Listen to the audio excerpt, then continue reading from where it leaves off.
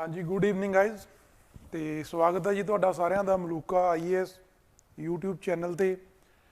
As we know that under the current affair जो ਅਸੀਂ classes ਦੀ ਸੀਰੀਜ਼ ਚਲਾ ਰਹੇ ਹਾਂ ਉਹਦੇ under today is our 9th lecture. ਠੀਕ ਹੈ ਜੀ। ਤੇ ਜਿਹੜੇ ਜਿਹੜੇ ਬੱਚੇ ਆਨਲਾਈਨ ਨੇ ਪਲੀਜ਼ ਇੱਕ ਵਾਰੀ ਦੱਸ ਦਿਓ ਆਵਾਜ਼ ਆ ਰਹੀ ਹੈ ਜੀ। हाँ जी गाइज, आवाज़ आ रही ਤੁਹਾਨੂੰ ਸਾਰਿਆਂ ਨੂੰ?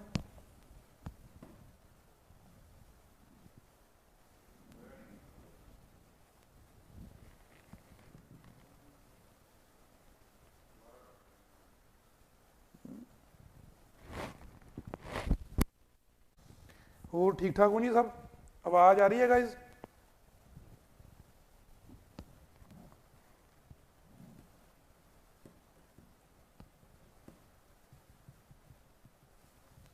एक बार दोबारा कंफर्म कर दो जी, आवाज़ आ रही है? हाँ जी मनदीप जी, गुड ईवनिंग जी।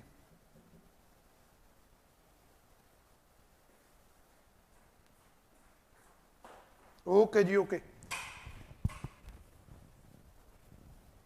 हाँ जी, मैं उम्मीद करदा तुसीं सारे ठीक ठाक होवोगे जी।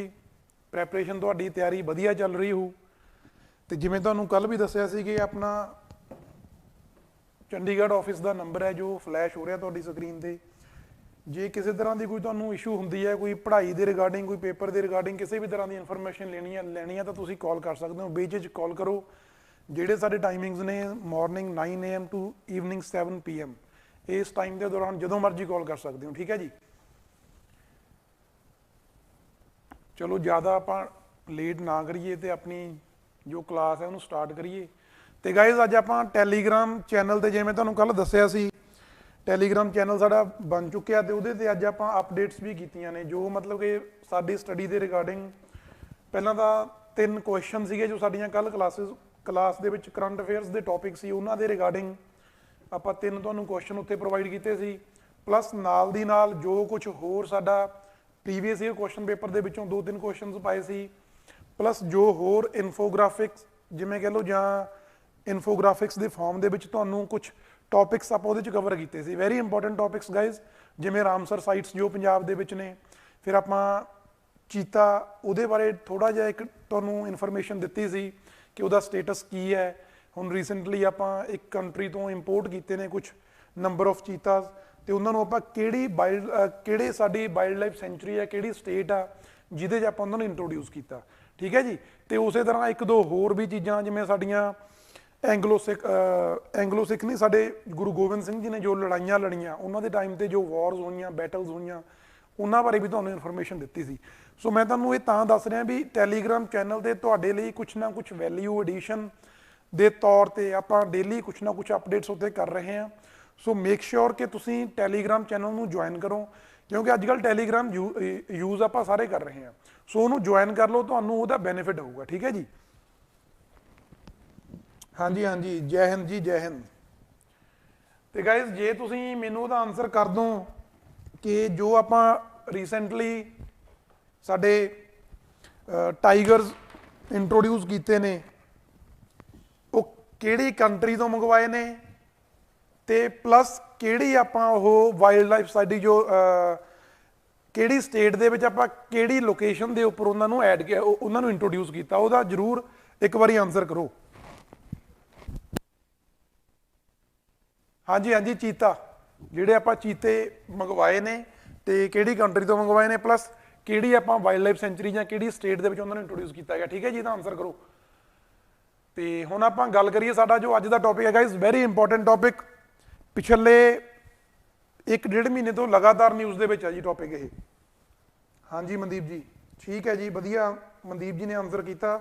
ਤੇ ਮੈਨੂੰ ਉਹ ਸਟੇਟ ਕੰਟਰੀ ਵੀ ਦੱਸ ਦਿਓ ਕਿਹੜੀ ਕੰਟਰੀ ਤੋਂ ਆਪਾਂ ਇੰਪੋਰਟ ਕੀਤੇ ਨੇ। ਠੀਕ ਹੈ ਜੀ। ਤੇ ਜਿਵੇਂ ਮੈਂ ਗੱਲ ਕਰ ਰਿਹਾ ਵੀ old pension scheme versus new national pension scheme, ਜਿਹਨੂੰ ਨਿਊ ਪੈਨਸ਼ਨ ਸਕੀਮ ਵੀ ਕਿਹਾ ਜਾਂਦਾ, ਇਹ ਬਹੁਤ ਟਾਈਮ ਤੋਂ ਨਿਊਜ਼ ਦੇ ਵਿੱਚ ਆ। ਤੇ ਸਪੈਸ਼ਲੀ ਜੇ ਆਪਾਂ ਪੰਜਾਬ ਦੀ ਗੱਲ ਕਰੀਏ ਸਾਡੇ ਲਈ ਹੋਰ ਜ਼ਿਆਦਾ ਰੈਲੇਵੈਂਟ ਹੈ, ਬਿਕੋਜ਼ ਰੀਸੈਂਟਲੀ ਪੰਜਾਬ ਗਵਰਨਮੈਂਟ ਨੇ ਅਨਾਊਂਸ ਕੀਤਾ that they are going to reintroduce or they are going to replace the national pension scheme with old pension scheme. ਠੀਕ ਹੈ ਜੀ। ਤਾਂ ਸਾਨੂੰ ਇਹਦੇ ਬਾਰੇ ਸਮਝਣਾ ਬਹੁਤ ਜ਼ਰੂਰੀ ਆ ਸਾਡੇ ਲਈ। ਇਹਦੇ ਬਾਰੇ ਜੋ ਇਹਨਾਂ ਦੇ ਕੁਝ ਪੁਆਇੰਟਸ ਨੇ ਉਹ ਪ੍ਰੀ 'ਚ ਵੀ ਪੁੱਛੇ ਜਾ ਸਕਦੇ ਨੇ, ਪਲੱਸ ਮੇਨਸ ਦੇ ਲਈ ਇਹ ਟੌਪਿਕ ਬਹੁਤ ਇੰਪੋਰਟੈਂਟ ਆ for both PCS as well as UPSC, because ਸਿਰਫ ਪੰਜਾਬ ਦੇ ਵਿੱਚ ਹੀ ਇਹਨਾਂ ਦੀ ਗੱਲ ਨਹੀਂ ਹੋ ਰਹੀ, ਹੋਰ ਵੀ ਬਹੁਤ ਸਟੇਟਸ ਨੇ, ਜਿੱਦਾਂ ਰਾਜਸਥਾਨ ਹੈ, ਝਾਰਖੰਡ ਹੈ, ਛੱਤੀਸਗੜ੍ਹ ਹੈ, ਉੱਥੇ ਵੀ ਓਲਡ ਪੈਨਸ਼ਨ ਸਕੀਮ ਨੂੰ ਰਿਸਟੋਰ ਕਰਨ ਦੀਆਂ ਗੱਲਾਂ ਹੋ ਰਹੀਆਂ ਨੇ। ਠੀਕ ਹੈ ਜੀ, ਤਾਂ ਉਹਦੇ 'ਚ ਆਪਾਂ ਨੂੰ ਪੁੱਛਿਆ ਜਾ ਸਕਦਾ ਕਿ why the states are going back to a scheme which was earlier replaced. ਠੀਕ ਹੈ ਜੀ, ਤੇ ਸਾਨੂੰ ਉਹਦੇ ਕੁਝ ਕੰਪੈਰੀਜ਼ਨ ਕਰਨਾ ਵੀ ਪੁੱਛਿਆ ਜਾ ਸਕਦਾ ਕਿ ਆਪਾਂ ਓਲਡ ਪੈਨਸ਼ਨ ਸਕੀਮ ਨੂੰ ਨੈਸ਼ਨਲ ਪੈਨਸ਼ਨ ਸਕੀਮ ਦੇ ਨਾਲ ਕੰਪੇਅਰ ਕਰੋ, ਕੀ ਉਹਦੇ ਵਿੱਚ ਬੈਨੀਫਿਟਸ ਨੇ ਜਾਂ ਕੀ ਇਸ਼ੂਜ਼ ਨੇ। ਸੋ ਇਹ ਟੌਪਿਕ ਸਾਡੇ ਲਈ ਬਹੁਤ ਇੰਪੋਰਟੈਂਟ ਆ, ਸਮਝਿਓ ਵਧੀਆ ਤਰੀਕੇ ਨਾਲ ਇਹਨਾਂ ਨੂੰ, ਤੇ ਮੈਂ ਕੋਸ਼ਿਸ਼ ਕਰੂੰਗਾ ਕਿ ਤੁਹਾਨੂੰ ਇਹਦਾ ਹਰ ਇੱਕ ਜੋ ਇੰਪੋਰਟੈਂਟ ਜੋ ਰੈਲੇਵੈਂਟ ਪੁਆਇੰਟ ਆ ਉਹ ਤੁਹਾਨੂੰ ਦੱਸ ਸਕਾਂ। ਹਾਂਜੀ, ਥੈਂਕ ਯੂ ਜੀ ਸਾਰੇ। ਈਰਾਨ ਤੋਂ ਨਹੀਂ ਮਨਦੀਪ ਜੀ, ਹਾਂ ਤੁਸੀਂ ਬਾਅਦ ਚੋਂ ਆਨਸਰ ਆਪਣਾ ਠੀਕ ਕਰਤਾ, ਠੀਕ ਹੈ ਜੀ, ਨਾਮੀਬੀਆ ਤੋਂ ਮੰਗਵਾਏ ਨੇ। ਤੇ ਕੁੰਨੋ ਨੈਸ਼ਨਲ ਪਾਰਕ ਜੋ MP ਦੇ ਵਿੱਚ ਆ, ਉੱਥੇ ਆਪਾਂ ਇਹਨਾਂ ਨੂੰ ਇੰਟਰੋਡਿਊਸ ਕੀਤਾ, ਜੋ ਚੀਤਾਜ਼ ਮੰਗਵਾਏ ਨੇ। ਠੀਕ ਹੈ ਜੀ, ਤੇ ਇਹਦੇ ਬਾਰੇ ਜੋ ਵੀ ਰਿਲੇਟਡ ਇਨਫੋਰਮੇਸ਼ਨ ਆ ਉਹ ਤੁਹਾਨੂੰ ਟੈਲੀਗ੍ਰਾਮ ਚੈਨਲ ਤੇ ਇੱਕ ਡਾਇਗ੍ਰਾਮ, ਇੱਕ ਇਨਫੋਗ੍ਰਾਫਿਕ ਦੇ ਫਾਰਮ ਦੇ ਵਿੱਚ ਪ੍ਰੋਵਾਈਡ ਕੀਤੀ ਗਈ ਆ। 1 ਮਿੰਟ ਨਹੀਂ ਤੁਹਾਨੂੰ ਲੱਗਣਾ, ਸੋ ਧਿਆਨ ਨਾਲ ਦੇਖ ਲਿਓ। ਠੀਕ ਹੈ ਜੀ, ਚਲੋ now we will start with our first topic, old pension scheme versus new pension scheme. Why in news? Because of late several states have announced to revert back to the old pension scheme। ठीक है जी, and Punjab too has announced the same। Punjab ने भी ये चीज़ announce की है कि ਅਸੀਂ old pension scheme ਨੂੰ इंट्रोड्यूस ਕਰਾਂਗੇ। ਪਹਿਲੀ ਗੱਲ ਜੇ ਆਪਾਂ ਗੱਲ ਕਰੀਏ ਵੀ ओल्ड पेंशन स्कीम ਨੂੰ ਬੰਦ ਕਦੋਂ ਕੀਤਾ ਗਿਆ ਸੀ, ਜਿਹੜੀ ਸਕੀਮ ਨੂੰ ਆਪਾਂ ਦੁਬਾਰਾ ਰੀਇੰਟਰੋਡਿਊਸ ਕਰਨ ਦੀ ਗੱਲ ਕਰ ਰਹੇ ਹਾਂ, by it has been abandoned or by it has been stopped, ਤੇ ਉਹਨੂੰ ਸਟਾਪ ਕਦੋਂ ਕੀਤਾ ਸੀ ਆਪਾਂ? It was stopped in back in 2003, ਤੇ 2004 ਦੇ ਵਿੱਚ ਇਸ ਆਪਣੀ ਓਲਡ ਪੈਨਸ਼ਨ ਸਕੀਮ ਨੂੰ ਰਿਪਲੇਸ ਕਰਨ ਦੇ ਲਈ ਨੈਸ਼ਨਲ ਪੈਨਸ਼ਨ ਸਕੀਮ ਇੰਟਰੋਡਿਊਸ ਕਰਤੀ ਸੀ, ਜੋ ਅੱਜ ਕੱਲ੍ਹ ਨੈਸ਼ਨਲ ਲੈਵਲ ਤੇ ਇੰਪਲੀਮੈਂਟਡ ਹੈ। ਠੀਕ ਹੈ ਜੀ, ਫੋਰਸ ਦੇ ਵਿੱਚ ਹੈ, ਉਹ ਚੱਲ ਰਹੀ ਆ, ਪਲੱਸ ਸਟੇਟਸ ਦੇ ਵਿੱਚ ਵੀ ਹੈ। ਤੇ ਹੁਣ ਜੇ ਆਪਾਂ ਗੱਲ ਕਰੀਏ ਓਲਡ ਪੈਨਸ਼ਨ ਸਕੀਮ ਨੂੰ ਰਿਪਲੇਸ ਕਿਉਂ ਕੀਤਾ ਗਿਆ ਸੀ, ਗਾਇਜ਼ ਤੁਹਾਨੂੰ ਪਤਾ ਵੀ ਜੋ ਪੈਨਸ਼ਨ ਆ ਨਾ ਉਹ ਗਵਰਨਮੈਂਟ ਦੀ ਲਾਇਬਿਲਿਟੀ ਆ। ਜਦੋਂ ਆਪਾਂ ਇਕਨੋਮੀ ਪੜਾਂਗੇ ਉਹਦੇ 'ਚ ਦੋ ਚੀਜ਼ਾਂ ਹੁੰਦੀਆਂ, ਲਾਇਬਿਲਿਟੀਜ਼ ਐਂਡ ਐਸੈਟਸ। ਜਿਹੜੇ ਤਾਂ ਹੁੰਦੇ ਨੇ ਐਸੈਟਸ, ਉਹ ਕੁਝ ਉੱਦਾਂ ਦੀਆਂ ਚੀਜ਼ਾਂ ਹੁੰਦੀਆਂ ਨੇ ਜਿਨ੍ਹਾਂ ਤੋਂ ਗਵਰਨਮੈਂਟ ਨੂੰ ਕੋਈ ਨਾ ਕੋਈ ਰੈਵਨਿਊ ਜਨਰੇਟ ਹੋ ਰਿਹਾ, ਤੇ ਇੱਕ ਹੁੰਦੀਆਂ ਲਾਇਬਿਲਿਟੀਜ਼। ਲਾਇਬਿਲਿਟੀਜ਼ ਉਹ ਹੁੰਦੀਆਂ ਨੇ ਜਿਹੜੀਆਂ ਗਵਰਨਮੈਂਟ ਦੀਆਂ ਜ਼ਿੰਮੇਵਾਰੀਆਂ ਨੇ, ਗਵਰਨਮੈਂਟ ਨੇ ਉਹਨਾਂ ਨੂੰ ਫੁੱਲਫਿਲ ਕਰਨਾ, ਤੇ ਉਹਨਾਂ 'ਚੋਂ ਬੈਨੀਫਿਟ ਹੋਵੇ ਜਾਂ ਰੈਵਨਿਊ ਜਨਰੇਟ ਹੋਵੇ ਜਾਂ ਨਾ ਹੋਵੇ, ਬਟ ਗਵਰਨਮੈਂਟ ਨੇ ਉਹ ਲਾਇਬਿਲਿਟੀਜ਼ ਨੂੰ ਫੁੱਲਫਿਲ ਕਰਨਾ ਹੀ ਕਰਨਾ। ਤੇ ਜੋ ਸਾਡੀਆਂ ਪੈਨਸ਼ਨਸ ਨੇ ਨਾ, ਜੋ ਗਵਰਨਮੈਂਟ, ਜੋ ਚਾਹੇ ਸੈਂਟਰਲ ਗਵਰਨਮੈਂਟ ਚਾਹੇ ਸਟੇਟ ਗਵਰਨਮੈਂਟ ਪ੍ਰੋਵਾਈਡ ਕਰਦੀ ਆ ਆਪਣੇ EMPLOYEES ਨੂੰ, ਉਹ ਉਹਨਾਂ ਦੀ ਇੱਕ ਲਾਇਬਿਲਿਟੀ ਆ ਜਿਹਦੇ ਤੋਂ ਕੋਈ ਰੈਵਨਿਊ ਕ੍ਰੀਏਟ ਨਹੀਂ ਹੋ ਰਿਹਾ। ਬਿਕੋਜ਼ ਕਿਉਂ ਨਹੀਂ ਰੈਵਨਿਊ ਕ੍ਰੀਏਟ ਹੋ ਰਿਹਾ? ਕਿਉਂਕਿ ਜਿਹੜੇ EMPLOYEES ਨੂੰ ਪੈਨਸ਼ਨ ਦਿੱਤੀ ਜਾ ਰਹੀ ਆ ਉਹਨਾਂ ਦੀਆਂ ਸਰਵਿਸਿਜ਼ ਆਲਰੇਡੀ ਖਤਮ ਹੋ ਚੁੱਕੀਆਂ ਨੇ, ਤੇ ਹੁਣ ਉਹਨਾਂ ਨੂੰ ਪੋਸਟ ਰਿਟਾਇਰਮੈਂਟ ਇੱਕ ਸਿਕਿਉਰਿਟੀ ਦੇਣ ਦੇ ਲਈ ਪੈਨਸ਼ਨ ਦਿੱਤੀ ਜਾ ਰਹੀ ਆ। ਗਵਰਨਮੈਂਟ ਉਹਨਾਂ ਤੋਂ ਹੁਣ ਕੋਈ ਐਡੀਸ਼ਨਲ ਸਰਵਿਸ ਨਹੀਂ ਲੈ ਰਹੀ, ਬਟ ਉਹਨਾਂ ਨੂੰ ਇੱਕ ਪੈਨਸ਼ਨ ਦੇ ਰਹੀ ਆ ਜੋ ਉਹਨਾਂ ਨੇ ਪਹਿਲਾਂ ਸਰਵਿਸਿਜ਼ ਟੂਵਰਡਸ ਦਾ ਸਟੇਟ ਦਿੱਤੀਆਂ ਨੇ, ਉਹਨਾਂ ਨੂੰ ਆਨਰ ਕਰਨ ਦੇ ਲਈ, ਤਾਂ ਕਿ ਜੋ ਉਹਨਾਂ ਨੇ ਸਟੇਟ ਦੇ ਲਈ ਕੰਮ ਕੀਤਾ ਉਹਨੂੰ ਇੱਕ ਰਿਸਪੈਕਟ ਦੇਣ ਦੇ ਲਈ, ਤਾਂ ਸੋ ਦੈਟ ਜੋ ਉਹਨਾਂ ਦੀ ਰਿਟਾਇਰਮੈਂਟ ਦੇ ਬਾਅਦ ਦੀ ਜ਼ਿੰਦਗੀ ਆ ਉਹਨੂੰ ਉਹ ਵਧੀਆ ਤਰੀਕੇ ਨਾਲ ਸਪੈਂਡ ਕਰ ਸਕਣ। ਠੀਕ ਹੈ ਜੀ, ਤਾਂ ਇਹ ਲਾਇਬਿਲਿਟੀ ਆ ਜਿਹਦੇ ਤੋਂ ਕੋਈ ਰੈਵਨਿਊ ਜਨਰੇਟ ਨਹੀਂ ਹੁੰਦਾ।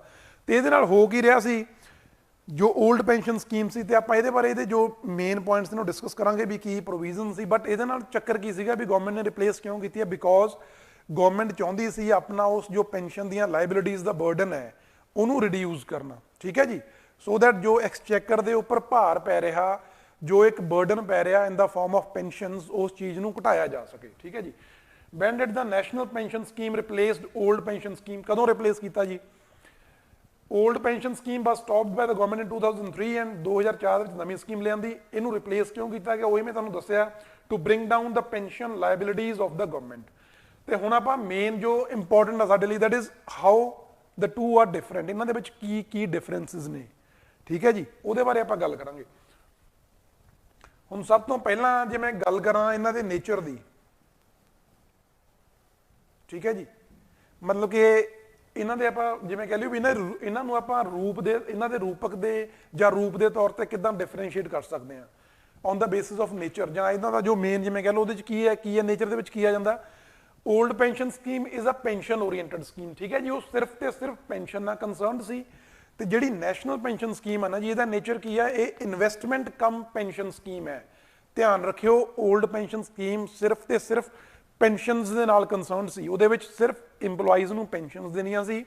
ਬਟ ਜੋ ਨੈਸ਼ਨਲ ਪੈਨਸ਼ਨ ਸਕੀਮ ਆ it is about investment as well as pensions. Investment ਦਾ ਮਤਲਬ ਕੀ ਆ, ਜਿਹੜਾ ਇਹਦੇ ਲਈ ਨਾ ਇੱਕ ਫੰਡ ਕ੍ਰੀਏਟ ਕੀਤਾ, ਇੱਕ ਅਕਾਊਂਟ ਜੋ ਵੀ ਗਵਰਨਮੈਂਟ EMPLOYEE ਆ ਉਹਨਾਂ ਦਾ ਇੱਕ ਪੈਨਸ਼ਨ ਅਕਾਊਂਟ ਓਪਨ ਕੀਤਾ ਜਾਂਦਾ, ਜਿਹਦੇ ਵਿੱਚ ਜੋ EMPLOYEES ਦੀ ਪਰ ਮੰਥ ਸੈਲਰੀ ਹੁੰਦੀ ਆ ਉਹਦਾ ਉਹਨਾਂ ਨੇ 10% ਉਸ ਅਕਾਊਂਟ ਦੇ ਵਿੱਚ ਡਿਪੋਜ਼ਿਟ ਕਰਨਾ ਹੁੰਦਾ, ਠੀਕ ਹੈ ਜੀ। ਜਿੰਨਾ ਟਾਈਮ ਉਹ ਸਰਵਿਸ ਦੇ ਵਿੱਚ ਰਹਿੰਦੇ ਨੇ, ਜਿੰਨਾ ਟਾਈਮ ਉਹ ਇੰਪਲੋਇਡ ਨੇ ਅੰਡਰ ਗਵਰਨਮੈਂਟ, ਉਹਨਾਂ ਨੇ ਆਪਣੀ ਸੈਲਰੀ ਦਾ 10% ਜੋ ਉਹਦਾ ਸ਼ੇਅਰ ਹੈ ਉਹਨੂੰ ਇਨਵੈਸਟ ਕਰਨਾ ਇਨ ਪੈਨਸ਼ਨ ਅਕਾਊਂਟ। ਤੇ ਜਿਹੜਾ ਉਹ ਫੰਡ ਇਕੱਠਾ ਹੋਊਗਾ ਅੰਡਰ ਪੈਨਸ਼ਨ ਅਕਾਊਂਟ, ਉਹਦੇ ਵਿੱਚ ਜਿੰਨਾ 10% EMPLOYEE ਨੇ ਪੇ ਕੀਤਾ 10% ਹੀ ਗਵਰਨਮੈਂਟ ਪੇ ਕਰਦੀ ਆ, ਠੀਕ ਹੈ ਜੀ। ਉਹਨੇ ਬਰਾਬਰ ਦਾ ਹਿੱਸਾ ਹੀ ਉਸ ਅਕਾਊਂਟ ਦੇ ਵਿੱਚ ਗਵਰਨਮੈਂਟ ਪੇ ਕਰਦੀ ਹੈ। ਮੰਨ ਲਓ ਮੇਰੀ ਜਿੰਨੀ ਵੀ ਸੈਲਰੀ ਆ ਉਹਦੇ ਵਿੱਚੋਂ ਮੰਨ ਲਓ ਮੈਂ ਹਰ ਇੱਕ ਮਹੀਨੇ 1000 ਰੁਪਈਆ ਪੈਨਸ਼ਨ ਫੰਡ ਦੇ ਵਿੱਚ ਆਪਣਾ ਡਿਪੋਜ਼ਿਟ ਕਰ ਰਿਹਾ, ਤੇ ਮੇਰੇ ਉਸ ਪੈਨਸ਼ਨ ਅਕਾਊਂਟ ਦੇ ਵਿੱਚ ਮੇਰੇ ਲਈ ਸੈਂਟਰਲ ਗਵਰਨਮੈਂਟ ਜਾਂ ਸਟੇਟ ਗਵਰਨਮੈਂਟ 20000 ਰੁਪਈਆ ਉਹਦੇ ਵਿੱਚ ਜਮ੍ਹਾਂ ਕਰੂ, ਠੀਕ ਹੈ ਜੀ। ਉਹ ਹੋ ਗਿਆ 2000 ਰੁਪਈਆ। ਇਸੇ ਤਰ੍ਹਾਂ ਜਿੰਨੀ ਮਤਲਬ ਮੇਰੀ ਜਿੰਨਾ ਟਾਈਮ ਮੈਂ ਇੰਪਲੋਇਡ ਆ ਉਹਦੇ ਵਿੱਚ ਬਹੁਤ ਪੈਸੇ ਇਕੱਠੇ ਹੋ ਜਾਣਗੇ, ਤੇ ਜਿਹੜਾ ਉਹ ਪੈਸਾ ਉਸ ਅਕਾਊਂਟ ਦੇ ਅੰਦਰ ਇਕੱਠਾ ਹੋ ਰਿਹਾ ਉਹਨੂੰ ਗਵਰਨਮੈਂਟ ਇਨਵੈਸਟ ਕਰੂਗੀ। ਇਨਵੈਸਟ ਕਿੱਥੇ ਕਰੂਗੀ? ਮਾਰਕੀਟ ਬੇਸਡ ਜੋ ਵੀ ਇੰਸਟਰੂਮੈਂਟਸ ਨੇ, ਚਾਹੇ ਸਿਕਿਉਰਿਟੀਜ਼ ਨੇ, ਚਾਹੇ ਕੋਈ ਇਕੁਇਟੀਜ਼ ਨੇ, ਜਿਵੇਂ ਆਪਾਂ ਕਹਿੰਦੇ ਨਾ ਬੌਂਡਸ ਹੋ ਗਏ, ਡਿਵੈਂਚਰਸ ਹੋ ਗਏ, ਉਹਨਾਂ ਦੇ ਵਿੱਚ ਇਨਵੈਸਟ ਕਰੂ, ਠੀਕ ਹੈ ਜੀ। ਤੇ ਉਹ ਜੋ ਸਿਕਿਉਰਿਟੀਜ਼ ਨੇ ਜਿੱਥੇ ਇਨਵੈਸਟ ਕਰਨਾ, ਉਹ ਜਿਹੜਾ EMPLOYEE ਆ, ਜਿਵੇਂ ਮੈਂ ਆਪਣੀ ਗੱਲ ਕਰਾਂ ਤਾਂ ਜਿੱਥੇ ਮੈਂ ਕਹੂੰਗਾ ਉੱਥੇ ਹੀ ਇਨਵੈਸਟ ਹੋਊਗਾ, ਓਕੇ ਜੀ। ਇਹ ਹੋ ਗਿਆ ਇਨਵੈਸਟਮੈਂਟ ਵਾਲਾ ਪਰਪਸ। ਤੇ ਜਿਹੜਾ ਉਹਦੇ ਤੋਂ ਰਿਟਰਨ ਮਿਲਣਾ ਉਹਨੂੰ ਬਾਅਦ ਚੋਂ ਆਪਾਂ in a form of pension post retirement ਉਸ EMPLOYEE ਨੂੰ ਪ੍ਰੋਵਾਈਡ ਕਰ ਦੇਣਾ, ਠੀਕ ਹੈ ਜੀ। ਜਿਵੇਂ ਆਪਾਂ ਇੱਥੇ ਪੜ੍ਹੀਏ ਤਾਂ ਇਨਵੈਸਟਮੈਂਟ ਕਮ ਪੈਨਸ਼ਨ ਸਕੀਮ। ਫਿਰ ਆਪਾਂ ਗੱਲ ਕਰਦੇ ਹਾਂ EMPLOYEES contribution the. Under old pension scheme it was nil. ਜੋ 올ਡ ਪੈਨਸ਼ਨ ਸਕੀਮ ਆ ਉਹਦੇ ਵਿੱਚ EMPLOYEE ਨੇ ਕੋਈ ਆਪਣਾ ਹਿੱਸਾ, ਕੋਈ ਸੈਲਰੀ ਦਾ ਕੋਈ ਵੀ ਹਿੱਸਾ ਇਨਵੈਸਟ ਨਹੀਂ ਕਰਨਾ, ਠੀਕ ਹੈ ਜੀ। ਉਹ ਜਿੰਨਾ ਉਹਨੂੰ ਸੈਲਰੀ ਮਿਲ ਰਹੀ ਆ ਉਹਨੇ ਆਪਣੀ ਸੈਲਰੀ ਉਸੇ ਤਰ੍ਹਾਂ ਯੂਜ਼ ਕਰਨੀ ਆ, ਉਹਦੇ ਆਪਣੇ ਲਈ ਆ। ਤੇ ਜਿਹੜੀ ਉਹਨੂੰ ਪੈਨਸ਼ਨ ਮਿਲਣੀ ਆ ਉਹ ਸਾਰੀ ਦੀ ਸਾਰੀ ਗਵਰਨਮੈਂਟ ਨੇ ਦੇਣੀ ਹੁੰਦੀ ਸੀ 올ਡ ਪੈਨਸ਼ਨ ਸਕੀਮ ਦੇ ਅੰਡਰ, ਠੀਕ ਹੈ ਜੀ। Whereas EMPLOYEES under national pension scheme are required to make a monthly contribution of 10% of their salary towards pension fund or pension account। ਤੇ ਸੇਮ ਅਮਾਉਂਟ ਗਵਰਨਮੈਂਟ ਵੀ ਉਹਦੇ ਚ ਪੇ ਕਰਦੀ ਹੈ। ਤੇ 2019 ਦੇ ਬਾਅਦ ਗਵਰਨਮੈਂਟ ਨੇ ਇਹ ਜੋ 10% ਹਿੱਸਾ ਗਵਰਨਮੈਂਟ ਨੇ ਪੇ ਕਰਨਾ ਹੁੰਦਾ ਸੀ ਉਹਨੂੰ ਵਧਾ ਕੇ 14% ਕਰਤਾ ਸੀ, ਠੀਕ ਹੈ ਜੀ।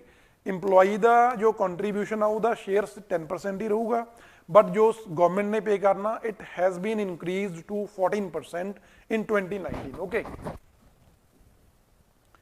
ਤੇ ਫਿਰ ਜਿਵੇਂ ਤੁਹਾਨੂੰ ਦੱਸਿਆ ਵੀ ਜੋ ਫੰਡਸ ਨੇ ਉਹਨਾਂ ਨੂੰ are then invested into desired market linked instruments.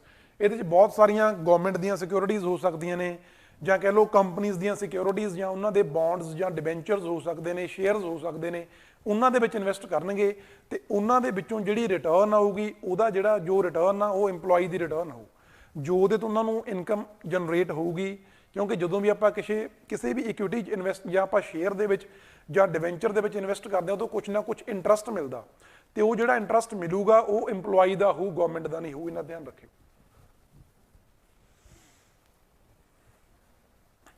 ਤੇ ਫਿਰ ਆਪਾਂ ਗੱਲ ਕਰਦੇ ਹਾਂ amount the pensioners will get.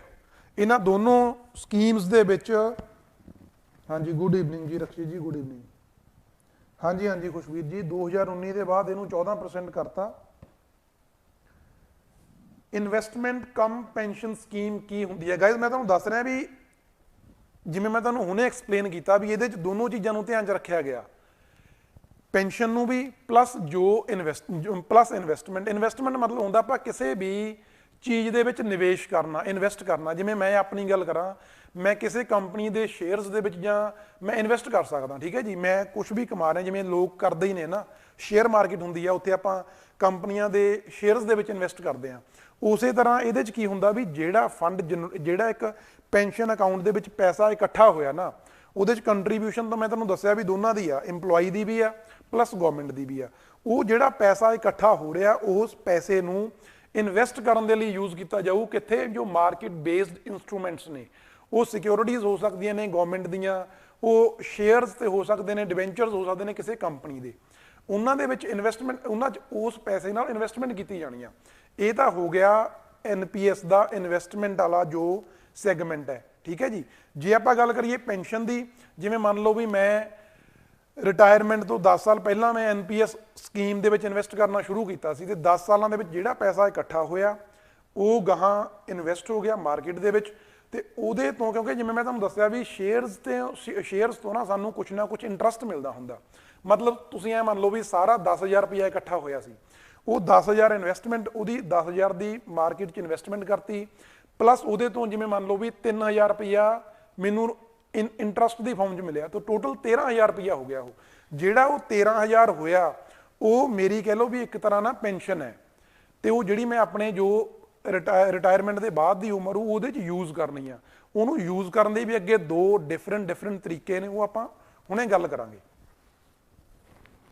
हाँ जी, हुण लग गया जी पता इन्वेस्टमेंट कम पेंशन स्कीम का। जे हले भी कोई डाउट है तो तुसीं दोबारा कोई नहीं कमेंट कर दो, वैसे मैनूं लगदा भी हुण हो गया होना क्लीयर तुहानूं।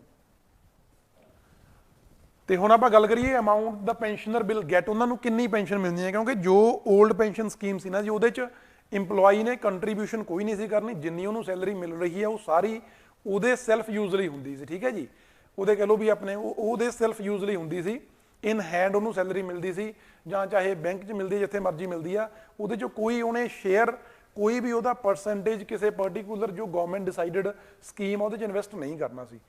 तो उन्होंने जदों कह लो भी उहदी रिटायरमेंट हुई उहदे बाद किन्नी अमाउंट उन्होंने एज अ पेंशन मिलनी है, जो ओल्ड पेंशन स्कीम उहदे अंडर जो है भी जो पिछले जो लास्ट मंथ की सैलरी ड्रॉ हुई है ना उन्हें उहदा 50% मिलू। मतलब कि मैं अगले महीने रिटायर होना, तो आ हुण मेरा लास्ट मंथ है, ये मेरी सैलरी सी 50,000 रुपया जां 70,000 जिन्नी मर्जी कह लो, उहदा जिन्ना भी 50% होगा, जे 50 सी तां 25, जे 70 सी तां 35, मतलब कि उन्ना हिस्सा फिर मैनू उन्नी अमाउंट एज अ पेंशन मिलूगी आफ्टर माई रिटायरमेंट। ठीक है जी, ये हो गया ओल्ड पेंशन स्कीम।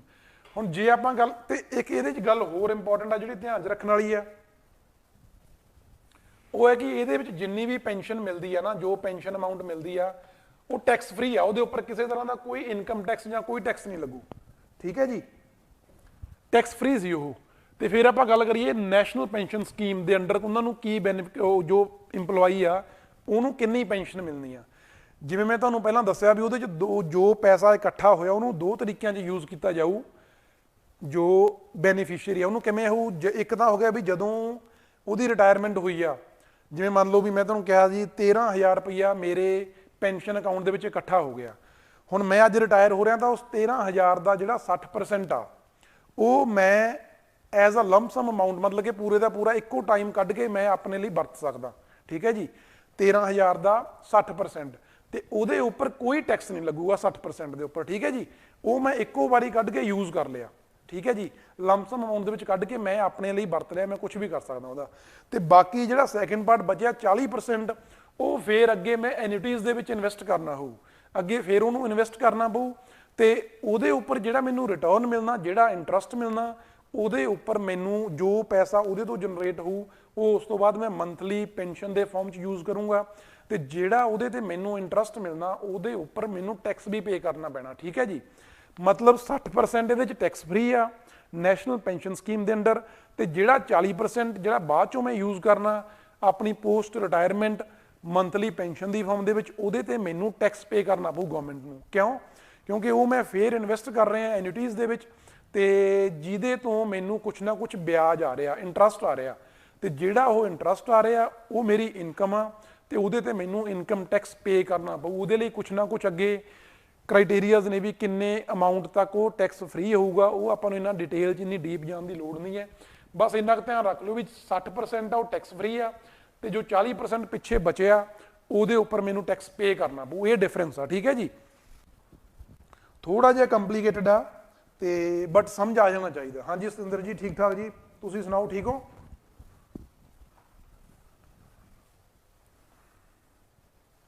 तो हुण आपां गल करिए हू कैन अप्लाई, इन्हां स्कीम्स के अंडर अप्लाई कौन कर सकता, जिहड़ी तां राजे सी ओल्ड पेंशन स्कीम ਉਹਦੇ ਚ सिर्फ गवर्नमेंट इंप्लॉइज इन्वेस्ट कर वो सिर्फ गवर्नमेंट इंप्लॉइज वास्ते सी।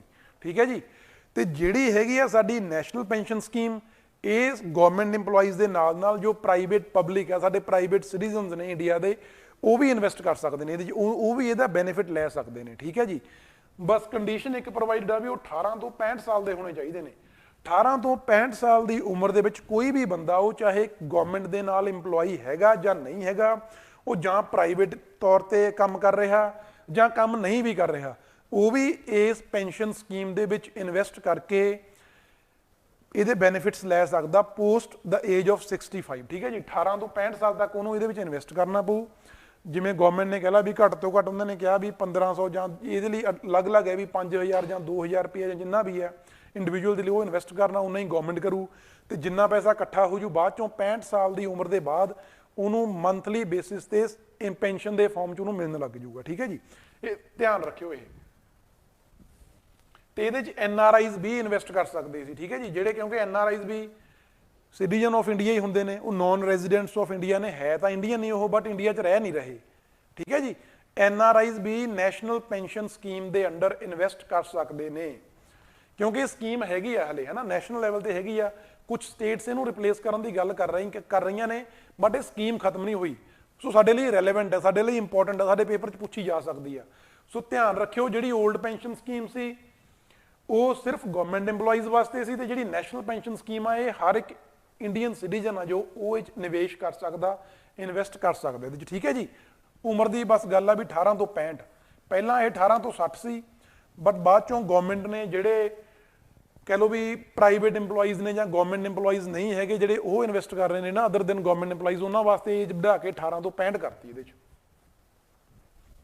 ਤੇ ਇੱਕ ਸਾਡੇ ਲਈ ਇਹਦੇ 'ਚ ਹੋਰ ਜੋ ਇੰਪੋਰਟੈਂਟ ਨੋਟ ਹੈ ਸਾਡੇ ਲਈ ਜ਼ਰੂਰੀ ਆ, ਉਹ ਕੀ ਹੈ? ਉਹ ਹੈ ਜੀ NPS ਜੋ ਨੈਸ਼ਨਲ ਪੈਨਸ਼ਨ ਸਕੀਮ ਆ ਨਾ, it is mandatory for central government EMPLOYEES। ਜੇ ਤੁਹਾਡੇ ਚੋਂ ਕੋਈ IAS IPS ਜਾਂ ਜਿਵੇਂ ਕਹ ਲਓ ਸੈਂਟਰਲ ਗਵਰਨਮੈਂਟ ਦੇ ਨਾਲ ਇੰਪਲੋਇਮੈਂਟ ਕਰਦਾ, ਹੈ ਨਾ, ਮਤਲਬ ਗਵਰਨਮੈਂਟ ਸੈਂਟਰਲ ਗਵਰਨਮੈਂਟ ਦੇ ਅੰਡਰ ਕੰਮ ਕਰਦਾ ਕੋਈ ਵੀ ਸਰਵਿਸ ਦੇ ਵਿੱਚ ਜਾਂ ਕਿਸੇ ਵੀ ਸੈਕਟਰ ਦੇ ਵਿੱਚ, ਤਾਂ ਉਹਨਾਂ ਦੇ ਉੱਪਰ ਇਹ ਸਕੀਮ ਲਾਗੂ ਹੁੰਦੀ ਹੈ। ਜਿਹੜੇ 2004 ਦੇ ਬਾਅਦ ਸੈਂਟਰਲ ਗਵਰਨਮੈਂਟ ਨੇ ਰਿਕਰੂਟ ਕੀਤੇ ਨੇ ਨਾ, ਉਹਨਾਂ ਦੇ ਉੱਪਰ ਨੈਸ਼ਨਲ ਪੈਨਸ਼ਨ ਸਕੀਮ ਹੀ ਲਾਗੂ ਹੋਊ।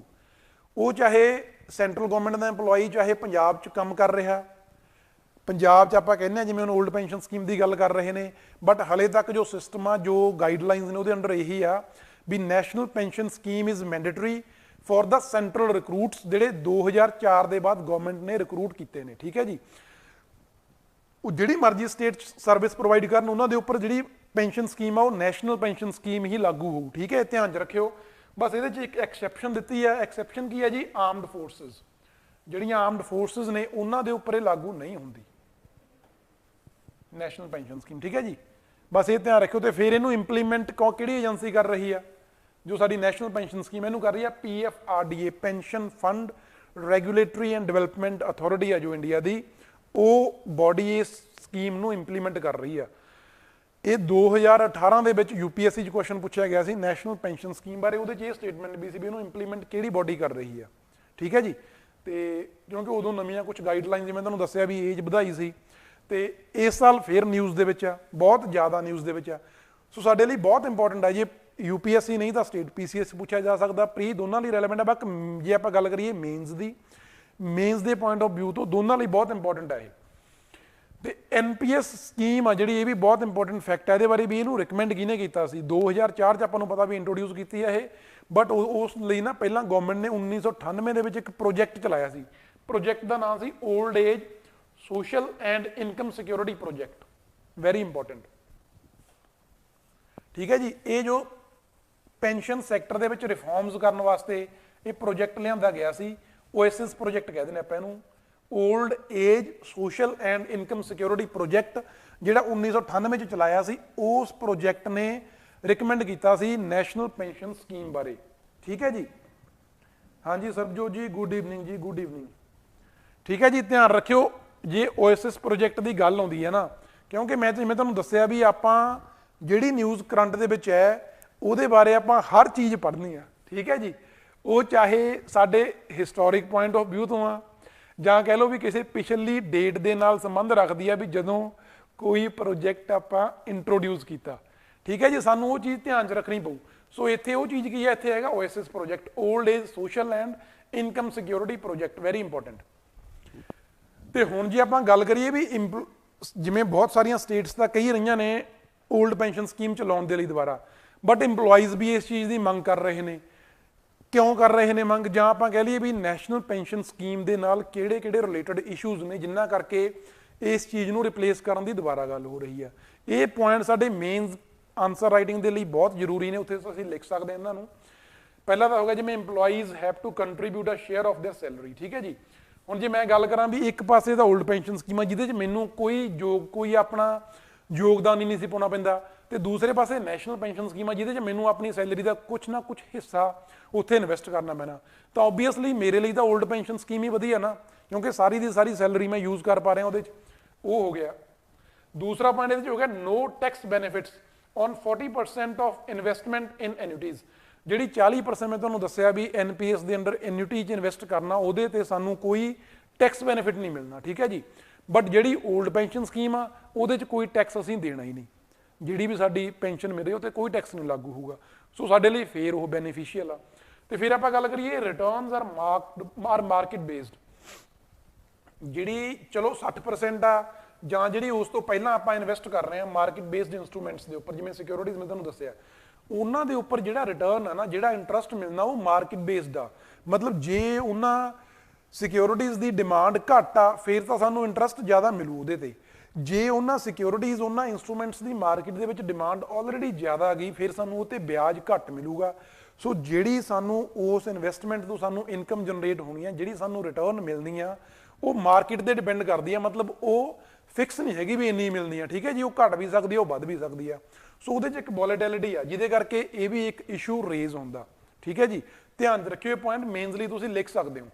ਤੇ ਫਿਰ ਆਪਾਂ ਜੇ ਗੱਲ ਕਰ ਲਈਏ ਵੀ ਚਲੋ ਇਹਦੇ 'ਚ ਲਿਖਿਆ ਨਹੀਂ ਆਪਾਂ ਵੀ 올ਡ ਏਜ ਪੈਨਸ਼ਨ ਸਕੀਮ ਆ ਜਿਹੜੀ, ਉਹਦੇ 'ਚ ਕੀ ਇਸ਼ੂਜ਼ ਨੇ। ਹਾਂਜੀ, ਵੈਰੀ ਗੁੱਡ ਈਵਨਿੰਗ ਸ਼ਰੂਤੀ ਜੀ, ਵੈਰੀ ਗੁੱਡ ਈਵਨਿੰਗ। ਵਧੀਆ ਜੀ ਵਧੀਆ, ਤੁਸੀਂ ਸੁਣਾਓ, ਠੀਕ ਹੋ। 올ਡ ਏਜ ਪੈਨਸ਼ਨ ਸਕੀਮ ਦੇ ਵਿੱਚ ਕੀ ਇਸ਼ੂਜ਼ ਹੋ ਸਕਦੇ ਨੇ, ਇਹਦੇ 'ਚ ਨਹੀਂ ਮੈਂਸ਼ਨ ਕੀਤੇ ਆਪਾਂ, ਬਟ ਕੀ ਇਸ਼ੂ ਹੋ ਸਕਦੇ ਨੇ। ਇੱਕ ਤਾਂ ਜਿਵੇਂ ਆਪਾਂ ਕਹਿ ਲਈਏ ਵੀ ਉਹਦੇ ਉੱਪਰ ਨਾ ਗਵਰਨਮੈਂਟ ਦੀ ਜਿਹੜੀ ਲਾਇਬਿਲਿਟੀ ਆ ਉਹ ਬਹੁਤ ਜ਼ਿਆਦਾ, 100% ਜੋ ਪੇ ਕਰਨਾ ਉਹ ਗਵਰਨਮੈਂਟ ਨੇ ਕਰਨਾ, ਉਹ ਚਾਹੇ ਸੈਂਟਰਲ ਗਵਰਨਮੈਂਟ ਹੈ ਚਾਹੇ ਸਟੇਟ ਗਵਰਨਮੈਂਟਸ ਨੇ, ਠੀਕ ਹੈ ਜੀ। ਸਾਰਾ ਬਰਡਨ ਉਹਨਾਂ ਦੇ ਉੱਪਰ ਆ ਜੂ। ਤੇ ਜੇ ਆਪਾਂ ਸਟੇਟਸ ਦੀ ਗੱਲ ਕਰੀਏ ਜਾਂ ਪੰਜਾਬ ਦੀ ਗੱਲ ਕਰ ਲਈਏ ਤਾਂ ਫਾਈਨੈਂਸ਼ੀਅਲੀ ਸਾਡੇ ਜੋ ਕੰਡੀਸ਼ਨ ਆ, ਜਿਵੇਂ ਕਹਿ ਲਈਏ ਆਪਾਂ ਪਹਿਲਾਂ ਹੀ ਕਹਿੰਦੇ ਆ ਵੀ ਬਹੁਤ ਜ਼ਿਆਦਾ ਇਹਨਾਂ ਦੇ ਉੱਪਰ ਡੈਟ ਆ, ਸਟੇਟ ਦੇ ਉੱਪਰ ਹੈ ਨਾ, ਸਟੇਟ ਐਕਸਚੈਕਰ ਦੇ ਉੱਪਰ ਬਹੁਤ ਡੈਟ ਆ ਆਲਰੇਡੀ। ਤੇ ਜੇ ਹੁਣ ਉਹਨਾਂ ਦਾ ਸ਼ੇਅਰ ਹੋਰ ਵਧੂਗਾ ਇਨ ਦਾ ਫਾਰਮ ਆਫ ਪੈਨਸ਼ਨ ਲਾਇਬਿਲਿਟੀਜ਼ ਤਾਂ ਉਹ ਬਰਡਨ ਹੋਰ ਵੱਧ ਜਾਣਾ, ਠੀਕ ਹੈ ਜੀ। ਦੂਸਰੀ ਗੱਲ ਆਪਾਂ ਕਹਿ ਲਈਏ ਵੀ ਜਿਵੇਂ ਆਪਾਂ ਕਹਿੰਦੇ ਆ ਨਾ ਵੀ ਜਿਵੇਂ ਜਿਵੇਂ ਸਾਡੀਆਂ ਹੈਲਥ ਫੈਸਿਲਿਟੀਜ਼ ਇੰਪਰੂਵ ਹੋ ਰਹੀਆਂ ਨੇ ਉਹਦੇ ਨਾਲ ਜੋ ਸਾਡੀ ਐਵਰੇਜ ਏਜ ਆ ਉਹ ਵੀ ਵੱਧ ਰਹੀ ਆ, ਜਿਹਦੇ ਕਰਕੇ ਉਹ ਵੀ ਇੱਕ ਪੁਆਇੰਟ ਆਪਾਂ ਲਿਖ ਸਕਦੇ ਹਾਂ ਵੀ ਗਵਰਨਮੈਂਟ ਦੇ ਉੱਪਰ ਜਿਹੜਾ ਟੈਕਸ ਲਾਇਬਿਲਿਟੀਜ਼ ਨੇ ਉਹਨਾਂ ਨੂੰ ਪੇ ਕਰਨ ਦਾ, ਉਹਨਾਂ ਨੂੰ ਫੁੱਲਫਿਲ ਕਰਨ ਦਾ ਜੋ ਟਾਈਮ ਪੀਰੀਅਡ ਆ ਉਹ ਵੀ ਵਧੀ ਜਾਂਦਾ, ਠੀਕ ਹੈ ਜੀ। ਉਹ ਇੱਕ ਪੁਆਇੰਟ ਲਿਖ ਸਕਦੇ ਹਾਂ। ਬਸ ਮੇਨ ਇਹਦਾ ਇਹ ਹੈ ਵੀ ਗਵਰਨਮੈਂਟ ਦੇ ਉੱਪਰ ਜੋ ਬਰਡਨ ਆ ਉਹ ਵੱਧ ਰਿਹਾ।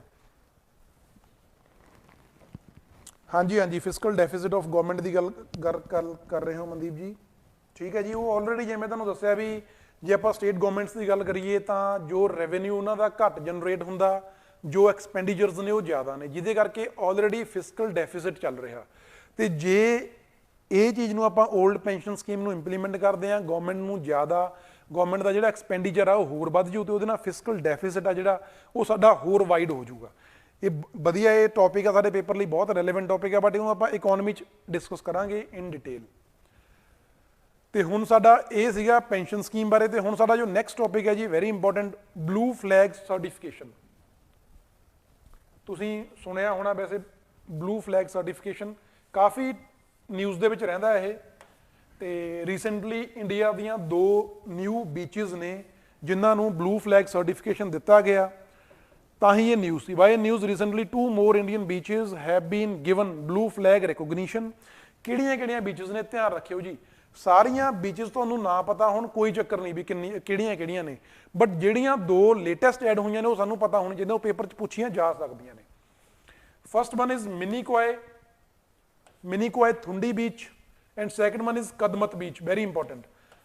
These both are in Lakshadweep, ਠੀਕ ਹੈ ਜੀ। ਲਕਸ਼ਦੀਪ ਜੋ ਆਈਲੈਂਡ ਆ ਸਾਡਾ, ਦੋਨੋਂ ਬੀਚਿਸ ਲਕਸ਼ਦੀਪ ਦੇ ਵਿੱਚ ਨੇ। ਇਹ ਵੈਰੀ ਇੰਪੋਰਟੈਂਟ, ਜਿਵੇਂ ਤੁਹਾਨੂੰ ਦੱਸਿਆ ਵੀ ਆਈਲੈਂਡ ਸਾਡੇ ਲਈ ਆਲਵੇਜ਼ ਇੰਪੋਰਟੈਂਟ ਨੇ, ਤੇ ਦੋਨੋਂ ਬੀਚਿਸ ਲਕਸ਼ਦੀਪ ਦੀਆਂ ਨੇ ਜਿਨ੍ਹਾਂ ਨੂੰ ਬਲੂ ਫਲੈਗ ਸਰਟੀਫਿਕੇਟ ਦਿੱਤਾ ਗਿਆ ਰੀਸੈਂਟਲੀ, ਠੀਕ ਹੈ ਜੀ। ਤੇ ਹੁਣ ਜੇ ਆਪਾਂ ਗੱਲ ਕਰੀਏ ਹੈ ਕੀ ਚੀਜ਼ ਹੈ ਇਹ ਬਲੂ ਫਲੈਗ ਸਰਟੀਫਿਕੇਟ, ਕੀ ਹੈ ਜੀ।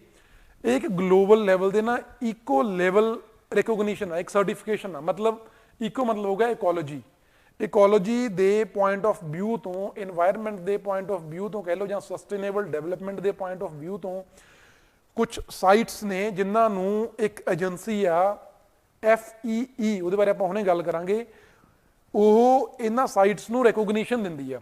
ਉਹਨਾਂ ਦੇ ਕੁਝ ਪੈਰਾਮੀਟਰਸ ਨੇ, ਕੁਝ ਬੈਂਚਮਾਰਕਸ ਡਿਸਾਈਡਡ ਨੇ ਜਿਨ੍ਹਾਂ ਦੇ ਬੇਸਿਸ ਤੇ ਇਹਨਾਂ ਸਾਈਟਸ ਨੂੰ ਰੈਕੋਗਨੀਸ਼ਨ ਦਿੱਤੀ ਜਾਂਦੀ ਹੈ। ਠੀਕ ਹੈ ਜੀ। Is a globally recognised eco level certification awarded to beaches. ਧਿਆਨ ਰੱਖਿਓ ਕਿਹਨੂੰ ਕਿਹਨੂੰ ਕਰਦੇ ਨੇ ਇਹ, beaches, marinas, boats, on the basis of following parameters. ਇਹ ਪੈਰਾਮੀਟਰਸ ਮੈਂ ਤੁਹਾਨੂੰ ਥੱਲੇ ਦੱਸੇ ਨੇ ਕਿਹੜੇ ਕਿਹੜੇ ਨੇ। One is quality and safety standards, beach ਦੀ ਕੁਆਲਿਟੀ, ਉਹਦੇ ਵਾਟਰ ਦੀ ਕੁਆਲਿਟੀ ਕਹਿ ਲਓ, ਤੇ ਉੱਥੇ ਜੋ ਸੇਫਟੀ ਪ੍ਰੋਸੀਜਰਸ ਨੇ, ਸੇਫਟੀ ਸਟੈਂਡਰਡਸ ਕਿੱਦਾਂ ਦੇ ਨੇ। ਠੀਕ ਹੈ ਜੀ, ਫਸਟ ਉਹ ਹੋ ਗਿਆ। Plus environment related education and information, ਮਤਲਬ ਉੱਥੇ ਜਾਂ ਉਹਦੇ ਥਰੂ ਆਪਾਂ ਇਨਵਾਇਰਨਮੈਂਟ ਰਿਲੇਟਡ ਇਨਫੋਰਮੇਸ਼ਨ ਕਿੱਦਾਂ ਪ੍ਰੋਪੇਗੇਟ ਕਰ ਰਹੇ ਹਾਂ, ਕਿੱਦਾਂ ਆਪਾਂ ਉਹਦਾ ਪ੍ਰਚਾਰ ਕਰ ਰਹੇ ਹਾਂ। ਦੈਨ ਪ੍ਰੋਵੀਜ਼ਨਿੰਗ ਆਫ ਸਰਵਿਸਿਜ਼, ਜਿਹੜੀਆਂ ਹੋਰ ਰਿਲੇਟਡ ਸਰਵਿਸਿਜ਼ ਨੇ ਉਹ ਕਿਵੇਂ ਪ੍ਰੋਵਾਈਡ ਕੀਤੀਆਂ ਜਾ ਰਹੀਆਂ ਨੇ, ਵਧੀਆ ਨੇ, ਉਹਨਾਂ ਦੀ ਕੁਆਲਿਟੀ ਕੀ ਆ, ਉਹ ਹੋ ਗਿਆ। ਦੈਨ ਜਨਰਲ ਇਨਵਾਇਰਨਮੈਂਟਲ ਮੈਨੇਜਮੈਂਟ, ਕਿਉਂਕਿ ਸਾਰਾ ਇਹ ਜੇ ਮੈਂ ਤੁਹਾਨੂੰ ਦੱਸਿਆ ਵੀ ਇਕੋ ਮਤਲਬ ਇਕੋਲੋਜੀ ਦੇ ਨਾਲ ਰਿਲੇਟਡ ਆ, ਸਾਰੇ ਜਿਹੜੇ ਪੈਰਾਮੀਟਰਸ ਨੇ ਉਹ ਵੀ ਇਨਵਾਇਰਨਮੈਂਟ ਦੇ ਨਾਲ ਹੀ ਰਿਲੇਟਡ ਨੇ। ਠੀਕ ਹੈ ਜੀ। ਤੇ ਆਹ ਬਲੂ ਫਲੈਗ ਜੋ ਉਹਨਾਂ ਦਾ ਲੋਗੋ ਆ ਉਹ ਹੋ ਗਿਆ। ਨਾਓ ਆਪਾਂ ਗੱਲ ਕਰੀਏ ਵੈਰੀ ਇੰਪੋਰਟੈਂਟ, ਕਿਹੜੀ ਬੋਡੀ ਆ, ਕਿਹੜੀ ਸੰਸਥਾ ਗਈ ਜਿਹੜੀ ਬਲੂ ਫਲੈਗ ਸਰਟੀਫਿਕੇਸ਼ਨ ਪ੍ਰੋਵਾਈਡ ਕਰਦੀ ਹੈ, ਦਿੰਦੀ ਹੈ।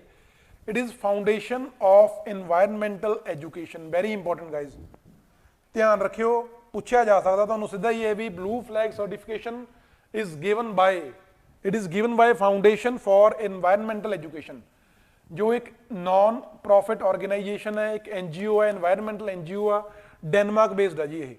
ਠੀਕ ਹੈ ਜੀ, ਡੈਨਮਾਰਕ ਦੇ ਵਿੱਚ ਬੇਸਡ ਆ ਇਹ ਆਪਣੀ ਜੋ ਇੰਸਟੀਟਿਊਸ਼ਨ ਹੈ। ਇਹ ਨਾਨ ਪ੍ਰੋਫਿਟ NGO ਇੱਕ ਤਰ੍ਹਾਂ ਦਾ ਇੰਸਟੀਚਿਊਟ ਆ ਜੋ ਇਨਵਾਇਰਨਮੈਂਟ ਰਿਲੇਟਡ ਐਕਟੀਵਿਟੀਜ਼ ਦੇ ਵਿੱਚ ਪਾਰਟਿਸਿਪੇਟ ਕਰਦਾ। ਠੀਕ ਹੈ ਜੀ। ਤੇ ਹੁਣ ਆਪਾਂ ਗੱਲ ਕਰੀਏ ਵੈਰੀ ਇੰਪੋਰਟੈਂਟ, ਇੰਡੀਆ ਦੇ ਵਿੱਚ ਟੋਟਲ ਕਿੰਨੀਆਂ ਸਾਈਟਸ ਨੇ? ਐਟ ਪ੍ਰੈਜ਼ੈਂਟ ਇੰਡੀਆ ਦੇ ਵਿੱਚ ਟੋਟਲ 12 ਸਾਈਟਸ ਨੇ ਜਿਨ੍ਹਾਂ ਨੂੰ ਬਲੂ ਬੀਚ ਸਰਟੀਫਿਕੇਟ ਦੀ ਰਿਕੋਗਨੀਸ਼ਨ ਮਿਲ ਚੁੱਕੀ ਹੈ, ਜਿਨ੍ਹਾਂ ਨੂੰ ਬਲੂ ਬੀਚ ਸਰਟੀਫਿਕੇਟ ਮਿਲ ਚੁੱਕਿਆ। ਠੀਕ ਹੈ ਜੀ। ਤੇ ਆ ਇੱਥੇ ਮੈਂ ਉਹਨਾਂ ਦੀ ਇੱਕ ਜੋ ਕਿੱਥੇ ਕਿੱਥੇ ਲੋਕੇਟਡ ਨੇ ਜਾਂ ਉਹਨਾਂ ਦੇ ਨਾਂ ਵੀ ਇੱਥੇ ਸਾਰੇ ਹੈਗੇ ਨੇ, ਇਹ ਤੁਹਾਨੂੰ PPT 'ਚ ਮਿਲ ਜਾਣਗੇ ਸਾਰੇ ਇਸੇ ਤਰ੍ਹਾਂ।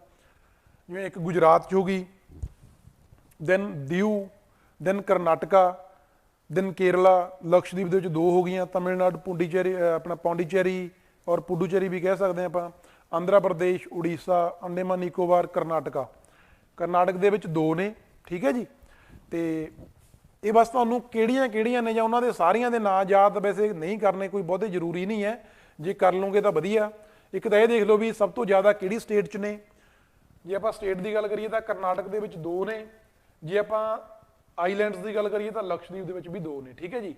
ਤੇ ਟੋਟਲ ਆਪਣੇ ਹੈਗੇ ਨੇ 12। ਇਹ ਧਿਆਨ 'ਚ ਰੱਖਿਓ ਵੀ 12 ਸੱਚ ਸਾਈਟਸ ਨੇ ਇੰਡੀਆ ਦੇ ਵਿੱਚ ਜਿਨ੍ਹਾਂ ਨੂੰ ਇਹ ਸਰਟੀਫਿਕੇਸ਼ਨ ਮਿਲੀ ਹੋਈ ਹੈ।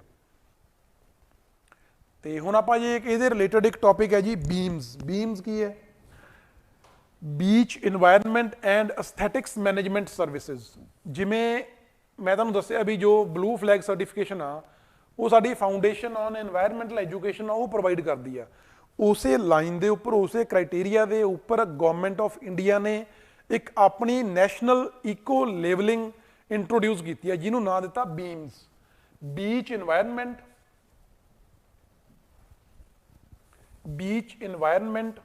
And aesthetics management service. ਠੀਕ ਹੈ ਜੀ। ਧਿਆਨ ਰੱਖਿਓ, ਪੁੱਛਿਆ ਜਾ ਸਕਦਾ ਕਿ ਬੀਮਸ ਫੁੱਲ ਫਾਰਮ ਤੁਹਾਨੂੰ ਨਾ ਹੀ ਦੇਣ, ਉਹ ਨਹੀਂ ਵੀ ਦੇ ਸਕਦੇ, ਜ਼ਰੂਰੀ ਨਹੀਂ, ਕਿਉਂਕਿ ਇਹਦਾ ਨਾਂ ਇਹਦੇ ਵਾਸਤੇ ਹੀ ਆ ਇਹ ਬੀਮਸ, BEAMS, ਕਿ ਬੀਮਸ ਕਾਹਦੇ ਨਾਲ ਰਿਲੇਟਡ ਆ।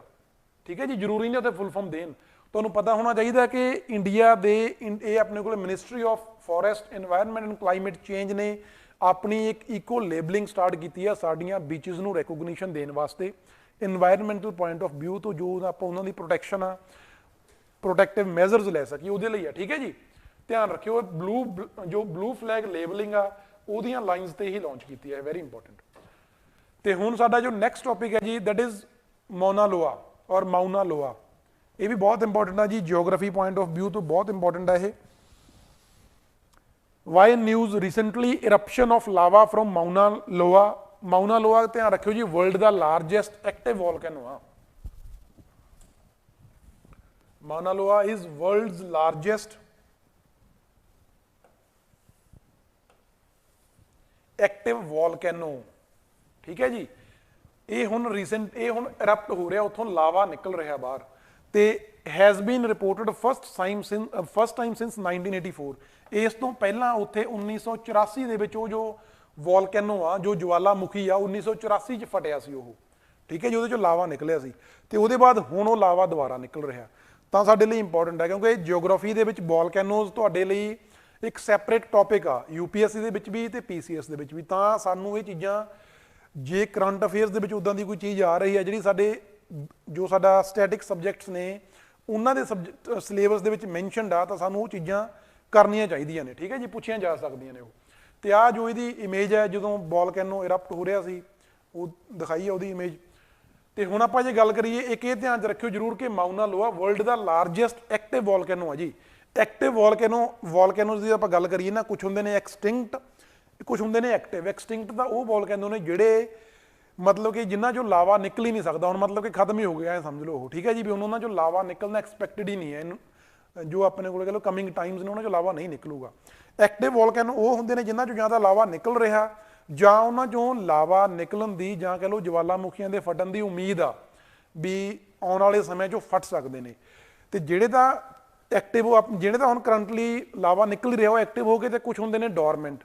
ਡੋਰਮੈਂਟ ਉਹ ਹੁੰਦੇ ਨੇ ਜਿਨ੍ਹਾਂ ਚੋਂ ਪ੍ਰੈਜ਼ੈਂਟ ਟਾਈਮ ਤੇ ਲਾਵਾ ਨਹੀਂ ਨਿਕਲ ਰਿਹਾ, ਬਟ ਉਹਨਾਂ ਚੋਂ ਲਾਵਾ ਨਿਕਲ ਸਕਦਾ, ਠੀਕ ਹੈ ਜੀ। ਡੋਰਮੈਂਟ ਦਾ ਮਤਲਬ ਹੁੰਦਾ ਸੁੱਤਾ ਪਿਆ ਹੋਣਾ, ਮਤਲਬ ਜਿਹੜੇ ਵੋਲਕੈਨੋ ਸੌਂ ਰਹੇ ਨੇ, ਜੇ ਸੌਂ ਰਹੇ ਨੇ ਤਾਂ ਉੱਠਣਗੇ ਵੀ ਉਹ, ਠੀਕ ਹੈ ਜੀ, ਉੱਠਣਗੇ ਤਾਂ ਮਤਲਬ ਉਹ ਐਕਟਿਵ ਤਾਂ ਹੈਗੇ ਨੇ, ਬਟ ਪ੍ਰੈਜ਼ੈਂਟ ਟਾਈਮ ਤੇ ਉਹਨਾਂ ਚੋਂ ਲਾਵਾ ਨਹੀਂ ਨਿਕਲ ਰਿਹਾ। ਇੱਕ ਹੁੰਦੇ ਨੇ ਐਕਸਟਿੰਕਟ, ਮਤਲਬ ਕਿ ਖਤਮ ਹੋ ਗਏ ਉਹ, ਉਹਨਾਂ ਚੋਂ ਲਾਵਾ ਨਿਕਲਣਾ ਹੀ ਨਹੀਂ ਕਦੇ। ਧਿਆਨ 'ਚ ਰੱਖ ਲਿਓ ਬਸ। ਇਹ ਵਰਲਡ ਦਾ ਲਾਰਜੈਸਟ, ਸਭ ਤੋਂ ਵੱਡਾ ਤੇ ਐਕਟਿਵ ਵੋਲਕੈਨੋ ਆ ਮਾਉਨਾ ਲੋਆ, ਵੈਰੀ ਇੰਪੋਰਟੈਂਟ। ਤੇ ਹੁਣ ਜੇ ਆਪਾਂ ਗੱਲ ਕਰੀਏ ਕਿੱਥੇ ਆ ਜੀ ਇਹ, ਵੇਅਰ ਇਟ ਇਜ਼, ਮਾਉਨਾ ਲੋਆ ਹਵਾਈ ਆਈਲੈਂਡ ਦੇ ਵਿੱਚ ਆ ਜੀ, ਹਵਾਈ, ਠੀਕ ਹੈ ਜੀ, ਹਾਂ, Hawaii island is an active volcano in Hawaii island. ਹਵਾਈ ਆਈਲੈਂਡ ਕਿਹੜੇ ਕੰਟੀਨੈਂਟ ਦਾ ਪਾਰਟ ਆ, ਇਹ ਦੱਸੋ ਜੀ। Sir please add questions also because it give us confidence. ਹਾਂਜੀ ਹਾਂਜੀ ਰਕਸ਼ਿਤ ਜੀ, ਮਨਦੀਪ ਜੀ, ਮੈਂ ਵੀ ਇਹ ਚੀਜ਼ ਮੰਨਦਾ ਕਿ ਕੁਐਸਚਨ ਸਾਨੂੰ ਐਡ ਕਰਨੇ ਚਾਹੀਦੇ ਨੇ, ਬਟ ਜੋ ਆਪਾਂ ਜਦੋਂ ਟੌਪਿਕ ਆਪਾਂ ਡਿਸਕਸ ਕਰ ਰਹੇ ਹਾਂ ਨਾ, ਜੇ ਉਹਦੇ ਨਾਲ ਹੀ ਮੈਂ ਤੁਹਾਨੂੰ ਕੁਐਸਚਨ ਪੁੱਛੂੰਗਾ, ਉਹ ਆਨਸਰ ਕਰਨਾ ਤੁਹਾਡੇ ਲਈ ਈਜ਼ੀ ਹੋ ਜਾਊਗਾ, ਕਿਉਂਕਿ ਹੁਣੇ ਆਪਾਂ ਟੌਪਿਕ ਡਿਸਕਸ ਕੀਤਾ ਤੇ ਨਾਲ ਦੀ ਨਾਲ ਉਹਦਾ ਤੁਸੀਂ ਆਨਸਰ ਕਰ ਦੋਗੇ, ਠੀਕ ਹੈ ਜੀ, ਉਹ ਤੁਹਾਡੇ ਲਈ ਬਹੁਤ ਈਜ਼ੀ ਹੋ ਜਾਣਾ। ਮਤਲਬ ਉਹ ਜਿਵੇਂ ਆਪਾਂ, ਬਟ ਜੇ ਤੁਸੀਂ ਆਪਣੇ ਉਸ ਚੀਜ਼ ਨੂੰ ਮੈਮਰੀ ਦੇ ਵਿੱਚ ਬਿਠਾ ਕੇ ਆਨਸਰ ਕਰੋਗੇ, ਮਤਲਬ ਕਿ ਜਿਵੇਂ ਮੈਂ ਤੁਹਾਨੂੰ ਕਹਿ ਰਿਹਾ ਵੀ ਅੱਜ ਜੋ ਟੌਪਿਕ ਡਿਸਕਸ ਕੀਤੇ ਨੇ ਉਹਨਾਂ ਦੇ ਰਿਲੇਟਡ ਜੋ ਵੀ ਕੁਐਸਚਨਸ ਨੇ ਉਹ ਤੁਹਾਨੂੰ ਨੈਕਸਟ ਡੇ ਜੋ ਟੈਲੀਗ੍ਰਾਮ ਪੇਜ ਆ, ਟੈਲੀਗ੍ਰਾਮ ਚੈਨਲ ਆ, ਉਹਦੇ ਤੇ ਮਿਲ ਜਾਣਗੇ। ਉਹਦਾ ਪਰਪਸ ਸਿਰਫ ਇੰਨਾ ਕੁ ਹੈ ਵੀ ਜੋ ਚੀਜ਼ ਆਪਾਂ ਕਲਾਸ 'ਚ ਪੜ੍ਹ ਰਹੇ ਹਾਂ ਉਹ ਚੰਗੀ ਤਰ੍ਹਾਂ ਤੁਹਾਡੇ ਦਿਮਾਗ ਦੇ ਵਿੱਚ ਬੈਠ ਜੇ, ਚੰਗੀ ਤਰ੍ਹਾਂ ਤੁਸੀਂ ਉਸ ਚੀਜ਼ ਨੂੰ ਰਿਟੇਨ ਕਰ ਲਓ, ਫਿਰ ਤੁਸੀਂ ਉਹਦੇ ਆਨਸਰ ਕਰੋ, ਫਿਰ ਉਹ ਤੁਹਾਡੇ ਲਈ ਜ਼ਿਆਦਾ ਬੈਨੀਫੀਸ਼ੀਅਲ ਹੋਊਗਾ। ਅਦਰਵਾਈਜ਼ ਹੋਰ ਕੋਈ ਇਸ਼ੂ ਨਹੀਂ ਹੈ। ਸੋ ਤੁਸੀਂ ਉਹ ਪ੍ਰੈਕਟਿਸ ਕਰ ਸਕਦੇ ਹੋ ਟੈਲੀਗ੍ਰਾਮ ਪੇਜ ਤੇ ਜਾ ਕੇ, ਠੀਕ ਹੈ ਜੀ। ਤੇ ਇਹ ਕਿੱਥੇ ਆਪਣਾ ਮਾਉਨਾ ਲੋਆ, it is in Hawaii island. ਤੇ ਤੁਸੀਂ ਦੱਸੋ, ਮੈਂ ਆਪਣੇ ਆਨਸਰ ਕਰੋ ਕਿ ਹਵਾਈ ਆਈਲੈਂਡ ਆ ਜੋ ਉਹ ਕਿਹੜੇ ਕੰਟੀਨੈਂਟ ਦਾ ਪਾਰਟ ਆ, ਕਿਹੜੇ ਕੰਟੀਨੈਂਟ ਦਾ ਪਾਰਟ ਆ ਜੀ ਉਹ। ਹਵਾਈ ਹੈਜ਼ ਨੰਬਰ ਆਫ ਐਕਟਿਵ ਵੋਲਕੈਨੋਜ਼। ਇਹਦੇ ਬਿਨਾ, ਮਾਉਨਾ ਲੋਆ ਦੇ ਬਿਨਾ, ਕਿਉਂਕਿ ਹਵਾਈ ਆਈਲੈਂਡ ਪੂਰੇ ਦੀ ਗੱਲ ਕਰੀ ਨਾ, ਉਹ ਇੱਕ ਵੋਲਕੈਨਿਕ ਆਈਲੈਂਡ ਆ, ਉਹ ਇੱਕ ਖੁਦ ਹੀ ਇੱਕ ਜਵਾਲਾਮੁਖੀ ਚੋਂ ਨਿਕਲਿਆ ਆਈਲੈਂਡ ਆ, ਠੀਕ ਹੈ ਜੀ। ਤਾਂ ਕਰਕੇ ਉੱਥੇ ਕਈ ਸਾਰੇ ਹੋਰ ਵੋਲਕੈਨੋਜ਼ ਵੀ ਨੇ ਅਲੋਂਗ ਵਿਦ ਮਾਉਨਾ ਲੋਆ। ਕਿਹੜੇ ਕਿਹੜੇ ਨੇ ਉਹ, ਜਿਵੇਂ ਇੱਕ ਹੋ ਗਿਆ ਮਾਉਨਾ ਕੀਆ, ਠੀਕ ਹੈ ਜੀ, ਇੱਕ ਹੋ ਗਿਆ ਕਿਲੇਊਆ, ਇੱਕ ਹੋ ਗਿਆ ਹੁਲਾਈਲੀ ਐਂਡ ਕੋਹਾਲਾ, ਠੀਕ ਹੈ ਜੀ। ਚਲੋ ਨਾ ਇਹਨਾਂ ਦੇ ਹੋਰ ਹੀ ਨੇ, ਬਟ ਤੁਸੀਂ ਧਿਆਨ 'ਚ ਰੱਖਿਓ ਵੀ ਇਹ ਸਾਰੇ ਜੋ ਵੋਲਕੈਨੋਜ਼ ਨੇ ਹਵਾਈ ਆਈਲੈਂਡ ਦੇ ਵਿੱਚ ਨੇ, ਠੀਕ ਹੈ ਜੀ। ਕਿਹੜੇ ਕਿਹੜੇ ਹੋ ਗਏ, ਜਿਵੇਂ ਪੰਜਾਬੀ 'ਚ ਪੜ੍ਹਨਾ ਸੌਖਾ, ਮਾਉਨਾ ਕੀਆ, ਕਿਲਾਊਆ, ਹੁਲਾਲਾਈ, ਕੋਹਲਾ, ਠੀਕ ਹੈ ਜੀ। ਤੇ ਫਿਰ ਆਪਾਂ ਗੱਲ ਕਰੀਏ ਇੰਡੀਆ ਦੀ, ਇਹ ਵੀ ਕੁਐਸਚਨ ਬਹੁਤ ਪੁੱਛਿਆ ਜਾਂਦਾ, UPSC 'ਚ ਵੀ ਪੁੱਛਿਆ ਜਾਂਦਾ ਤੇ ਸਟੇਟ PCS ਦੇ ਵਿੱਚ ਇਹ ਬਹੁਤ ਪੁੱਛਿਆ ਜਾਂਦਾ ਕੁਐਸਚਨ। ਜਿਵੇਂ ਕਹਿ ਲਈਏ ਨਾਰਕੋਂਡਮ ਜਾਂ ਬੇਰਨ ਆਈਲੈਂਡ, ਇਹ ਦੋ ਆਈਲੈਂਡਸ ਨੇ ਇੰਡੀਆ ਦੇ ਵਿੱਚ ਜੋ ਜਿਨ੍ਹਾਂ ਬਾਰੇ ਜ਼ਿਆਦਾ ਪੁੱਛਿਆ ਜਾਂਦਾ। ਆਈਲੈਂਡਸ ਹੋਰ ਵੀ ਨੇ, ਸੋ ਇਹ ਧਿਆਨ ਨਾਲ ਕਰ ਲਿਓ ਤੁਸੀਂ। Volcanoes in India, the only active volcano in India, very important. India ਦਾ ਇਸ ਟਾਈਮ ਤੇ ਇੱਕੋ ਐਕਟਿਵ ਵੋਲਕੈਨੋ ਆ, the only active volcano in India is Barren island. ਕਿੱਥੇ ਹੈ ਜੀ ਇਹ ਅੰਡੇਮਾਨ ਦੇ ਵਿੱਚ ਹੈ ਜੀ, ਠੀਕ ਹੈ ਜੀ। ਬੇਰਨ ਆਈਲੈਂਡ ਇਜ਼ ਇਨ ਅੰਡੇਮਾਨ, ਤੇ ਇਹ ਓਨਲੀ ਐਕਟਿਵ ਆਈਲੈਂਡ ਹੈ ਇੰਡੀਆ ਦਾ।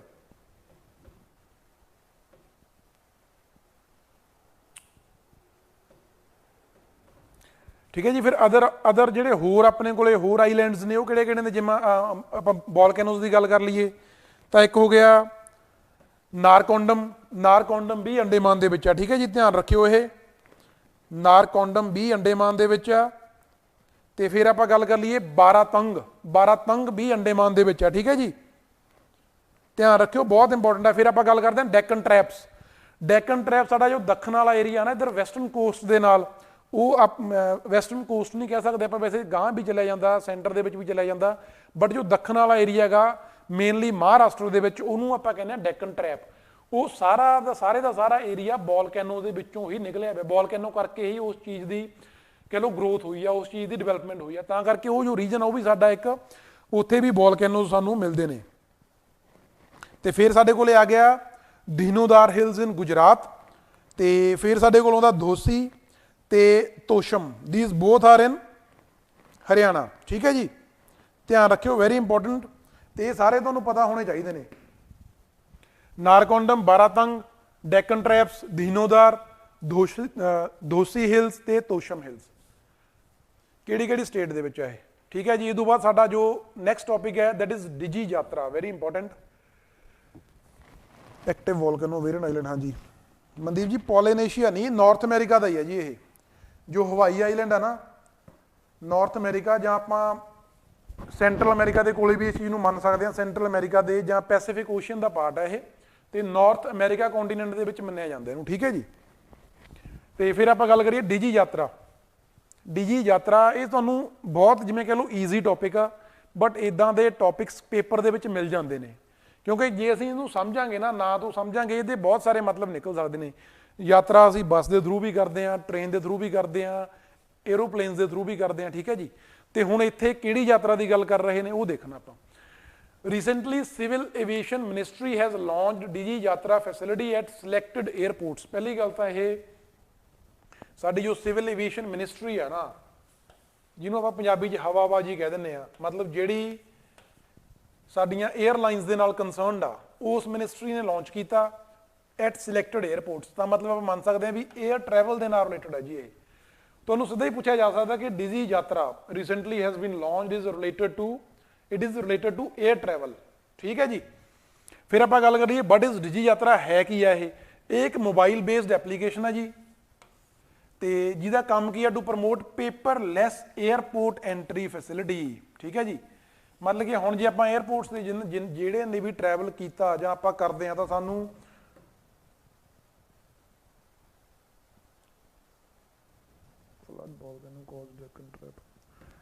ਦੇਖੋ ਜਿਹੜੇ ਸਾਡਾ ਮੈਂ ਤੁਹਾਨੂੰ ਦੱਸਿਆ ਨਾ ਵੀ ਓਨਲੀ ਐਕਟਿਵ ਵੋਲਕੈਨੋ ਆ ਜਿਹੜਾ, ਉਹ ਸਾਡਾ ਹੈਗਾ ਵੇਰਨ ਆਈਲੈਂਡ। ਠੀਕ ਹੈ ਜੀ, ਉਹ ਹੁਣ ਡੋਰਮੈਂਟ ਆ, ਬਟ ਜਿਹੜੇ ਦੂਸਰੇ ਆਈਲੈਂਡਸ ਨੇ ਉਹ ਮੋਸਟਲੀ ਐਕਸਟਿੰਕਟ ਨੇ, ਉਹਨਾਂ ਚੋਂ ਕੋਈ ਲਾਵਾ ਨਿਕਲਣ ਦੀ ਅਪੇਖਿਆ ਹੁਣ ਹੈ ਨਹੀਂ ਗੀ। ਜਿਹੜਾ ਸਾਡਾ ਓਨਲੀ ਐਕਟਿਵ ਵੋਲਕੈਨੋ ਆ ਉਹ ਹੈਗਾ ਵੇਰਨ ਆਈਲੈਂਡ, ਜਿਹੜਾ ਕਰੰਟਲੀ ਡੋਰਮੈਂਟ ਹੈ। ਠੀਕ ਹੈ ਜੀ, ਬਾਕੀ ਸਾਰੇ ਐਕਸਟਿੰਕਟ ਨੇ। ਠੀਕ ਹੈ ਜੀ, ਪੇਪਰਲੈਸ 에ਅਰਪੋਰਟ ਐਂਟਰੀ ਨੂੰ ਫੈਸਿਲਿਟੀ ਕਰਨ ਦੇ ਲਈ ਡਿਜੀ ਯਾਤਰਾ ਇੰਟਰੋਡਿਊਸ ਕੀਤੀ ਐਪਲੀਕੇਸ਼ਨ। ਕਿਉਂਕਿ ਜਦੋਂ ਆਪਾਂ ਜਿਨ੍ਹਾਂ ਨੇ ਵੀ ਟਰੈਵਲ ਕਰਨਾ ਹੁੰਦਾ 에ਅਰਪੋਰਟ ਤੇ ਜਾਂਦੇ ਨਾ, ਪਹਿਲਾਂ ਬੋਰਡਿੰਗ ਪਾਸ ਲੈਣਾ ਪੈਂਦਾ, ਬੋਰਡਿੰਗ ਪਾਸ ਲਵਾਂਗੇ ਫਿਰ ਐਂਟਰੀ ਹੋਊ। ਬਟ ਹੁਣ ਇਹਦੇ ਅੰਡਰ ਕੀ ਆ, ਉਹ ਬੋਰਡਿੰਗ ਪਾਸ ਦੀ ਜ਼ਰੂਰਤ ਨਹੀਂ ਹੈ, ਉਹ ਸਾਡੀ ਫੇਸ ਰਿਕੋਗਨੀਸ਼ਨ ਦੇ ਬੇਸਿਸ ਤੇ ਹੀ ਸਾਨੂੰ ਐਂਟਰੀ ਮਿਲ ਜੂ ਉੱਤੇ। ਜਿਵੇਂ ਉਹਦੇ ਬਾਰੇ ਮੈਂ ਤੁਹਾਨੂੰ ਦੱਸੂਗਾ ਹੁਣੇ। ਆਹ ਦੇਖੋ, ਜਿਵੇਂ ਇਹਨਾਂ ਨੇ ਜੋ ਲਾਂਚ ਕੀਤਾ ਸੀ, ਜਿੱਦਾਂ paperless air travel will soon be reality. ਹੁਣ ਕੁਝ ਸਿਲੈਕਟਡ ਏਅਰਪੋਰਟਸ ਤੇ ਹੋ ਚੁੱਕੀ ਹੈ, ਬਾਕੀਆਂ ਤੇ ਵੀ ਹੋ ਜੂ। This service is based on facial recognition system. ਤੁਹਾਡੇ ਫੇਸ ਨੂੰ ਰਿਕੋਗਨਾਈਜ਼ ਕਰਕੇ ਤੁਹਾਨੂੰ ਐਂਟਰੀ ਮਿਲ ਜੂ, ਤੁਹਾਨੂੰ ਕੋਈ ਉੱਥੇ ਪੇਪਰ ਦਿਖਾਉਣ ਦੀ ਲੋੜ ਨਹੀਂ ਹੈ ਬੋਰਡਿੰਗ ਵਾਸਤੇ। ਜਿਹੜੇ ਬਾਕੀ ਉਦੋਂ ਗਾਂਹ ਵਾਲੀਆਂ ਜੋ ਰਿਕੁਆਇਰਮੈਂਟਸ ਨੇ ਉਹ ਹਾਲੇ ਤੱਕ ਜਿਵੇਂ ਚੱਲ ਰਹੀਆਂ ਸੀ ਉਵੇਂ ਹੀ ਚੱਲਣਗੀਆਂ, ਬਟ ਸਿਰਫ ਬੋਰਡਿੰਗ ਦੇ ਲਈ ਜੋ ਸਾਨੂੰ ਬੋਰਡਿੰਗ ਪਾਸ ਚਾਹੀਦਾ ਹੁੰਦਾ ਸੀ ਉਹਦੀ ਜ਼ਰੂਰਤ ਨਹੀਂ ਹੈ ਹੁਣ। ਉਹ ਡਿਜੀ ਯਾਤਰਾ ਜੇ ਅਸੀਂ ਐਪ ਯੂਜ਼ ਕਰ ਰਹੇ ਹਾਂ ਤਾਂ ਅਸੀਂ ਇਹਦੇ through without boarding pass entry ਕਰ ਲੈ ਸਕਦੇ ਹਾਂ ਉੱਥੇ। ਠੀਕ ਹੈ ਜੀ, ਇਹਦੇ ਬੈਨੀਫਿਟਸ ਕੀ ਹੋਣਗੇ ਜੀ? Faster movement to boarding gates, hassle free travel ਹੋਊ। ਠੀਕ ਹੈ, ਆਪਾਂ ਨੂੰ ਕਹੋ ਵੀ ਜਲਦੀ, ਜਦੋਂ ਵੀ ਟੈਕਨੋਲੋਜੀ ਜੇ ਆਪਾਂ ਡਿਜੀਟਾਈਜੇਸ਼ਨ ਦੀ ਗੱਲ ਕਰੀਏ ਤਾਂ ਉਹ ਕਿਸੇ ਵੀ ਚੀਜ਼ ਨੂੰ ਰੈਪਿਡ ਕਰਦੀ ਹੈ, ਕਿਸੇ ਵੀ ਚੀਜ਼ ਦੇ ਜੋ ਵੀ ਕੰਮ ਕਰ ਰਹੇ ਆ ਉਹਨੂੰ ਫਾਸਟ ਕਰਦੀ ਆ। ਸੋ ਇਹਦੇ ਨਾਲ ਵੀ ਜੋ ਇਹ ਟਰੈਵਲ ਆ ਹੈਜ਼ਲ ਫ੍ਰੀ ਹੋਊ, ਕਿਉਂਕਿ ਲਾਈਨਸ ਦੇ ਵਿੱਚ ਨਹੀਂ ਲੱਗਣਾ ਪਊ ਸਾਨੂੰ ਪਾਸ ਦਿਖਾਉਣ ਦੇ ਲਈ। ਅਸੀਂ ਸਿੱਧਾ ਸਾਡੇ ਕੋਲੇ ਐਪ ਹੈਗੀ ਆ, ਰਿਕੋਗਨਾਈਜ਼ ਸਾਡਾ ਫੇਸ਼ੀਅਲ ਰਿਕੋਗਨਾਈਜ਼, ਸਾਡਾ ਫੇਸ ਰਿਕੋਗਨਾਈਜ਼ ਹੋ ਤੇ ਸਾਨੂੰ ਐਂਟਰੀ ਮਿਲ ਜੂ। ਦੈਨ ਇਨਹੈਂਸਡ ਸਿਕਿਉਰਿਟੀ ਕਿਵੇਂ ਇਨਹੈਂਸ ਹੋਊ? ਕਿਉਂਕਿ ਜੇ ਸਾਡੇ ਫੇਸ ਨੂੰ ਰਿਕੋਗਨਾਈਜ਼ ਕਰ ਰਹੀ ਹੈ ਤਾਂ ਸਾਡਾ ਇੱਕ ਡੇਟਾ ਉੱਥੇ ਸਟੋਰ ਹੋ ਰਿਹਾ। ਸੋ ਜੇ ਕੋਈ कह लो भी कोई भी मिसक्रेंट एंटर कर रहा, कोई इदां दा व्यक्ति एंटर कर रहा जिहड़ा कोई गलत काम करने लई सोच रहा, जां जिहने कोई पहलां गलत काम कीता सी उहदी सारी आइडेंटिटी उत्थे स्टोर हो जानी है पहलां वाली भी, ते हुण उस चीज़ उहनूं रिकोगनाइज किया जा सकूगा। ठीक है जी, तो सिक्योरिटी परपज़ तो भी हो गया। प्लस कॉन्टैक्टलैस सर्विसिज जिद्दां आपां कोविड टाइम ते देखिया भी उदों कॉन्टैक्ट करना किसी भी चीज़ नूं अवॉइड किया जा रहा सी, तां उस चीज़ नूं भी ये प्रमोट करू कॉन्टैक्टलैस सर्विसिज नूं।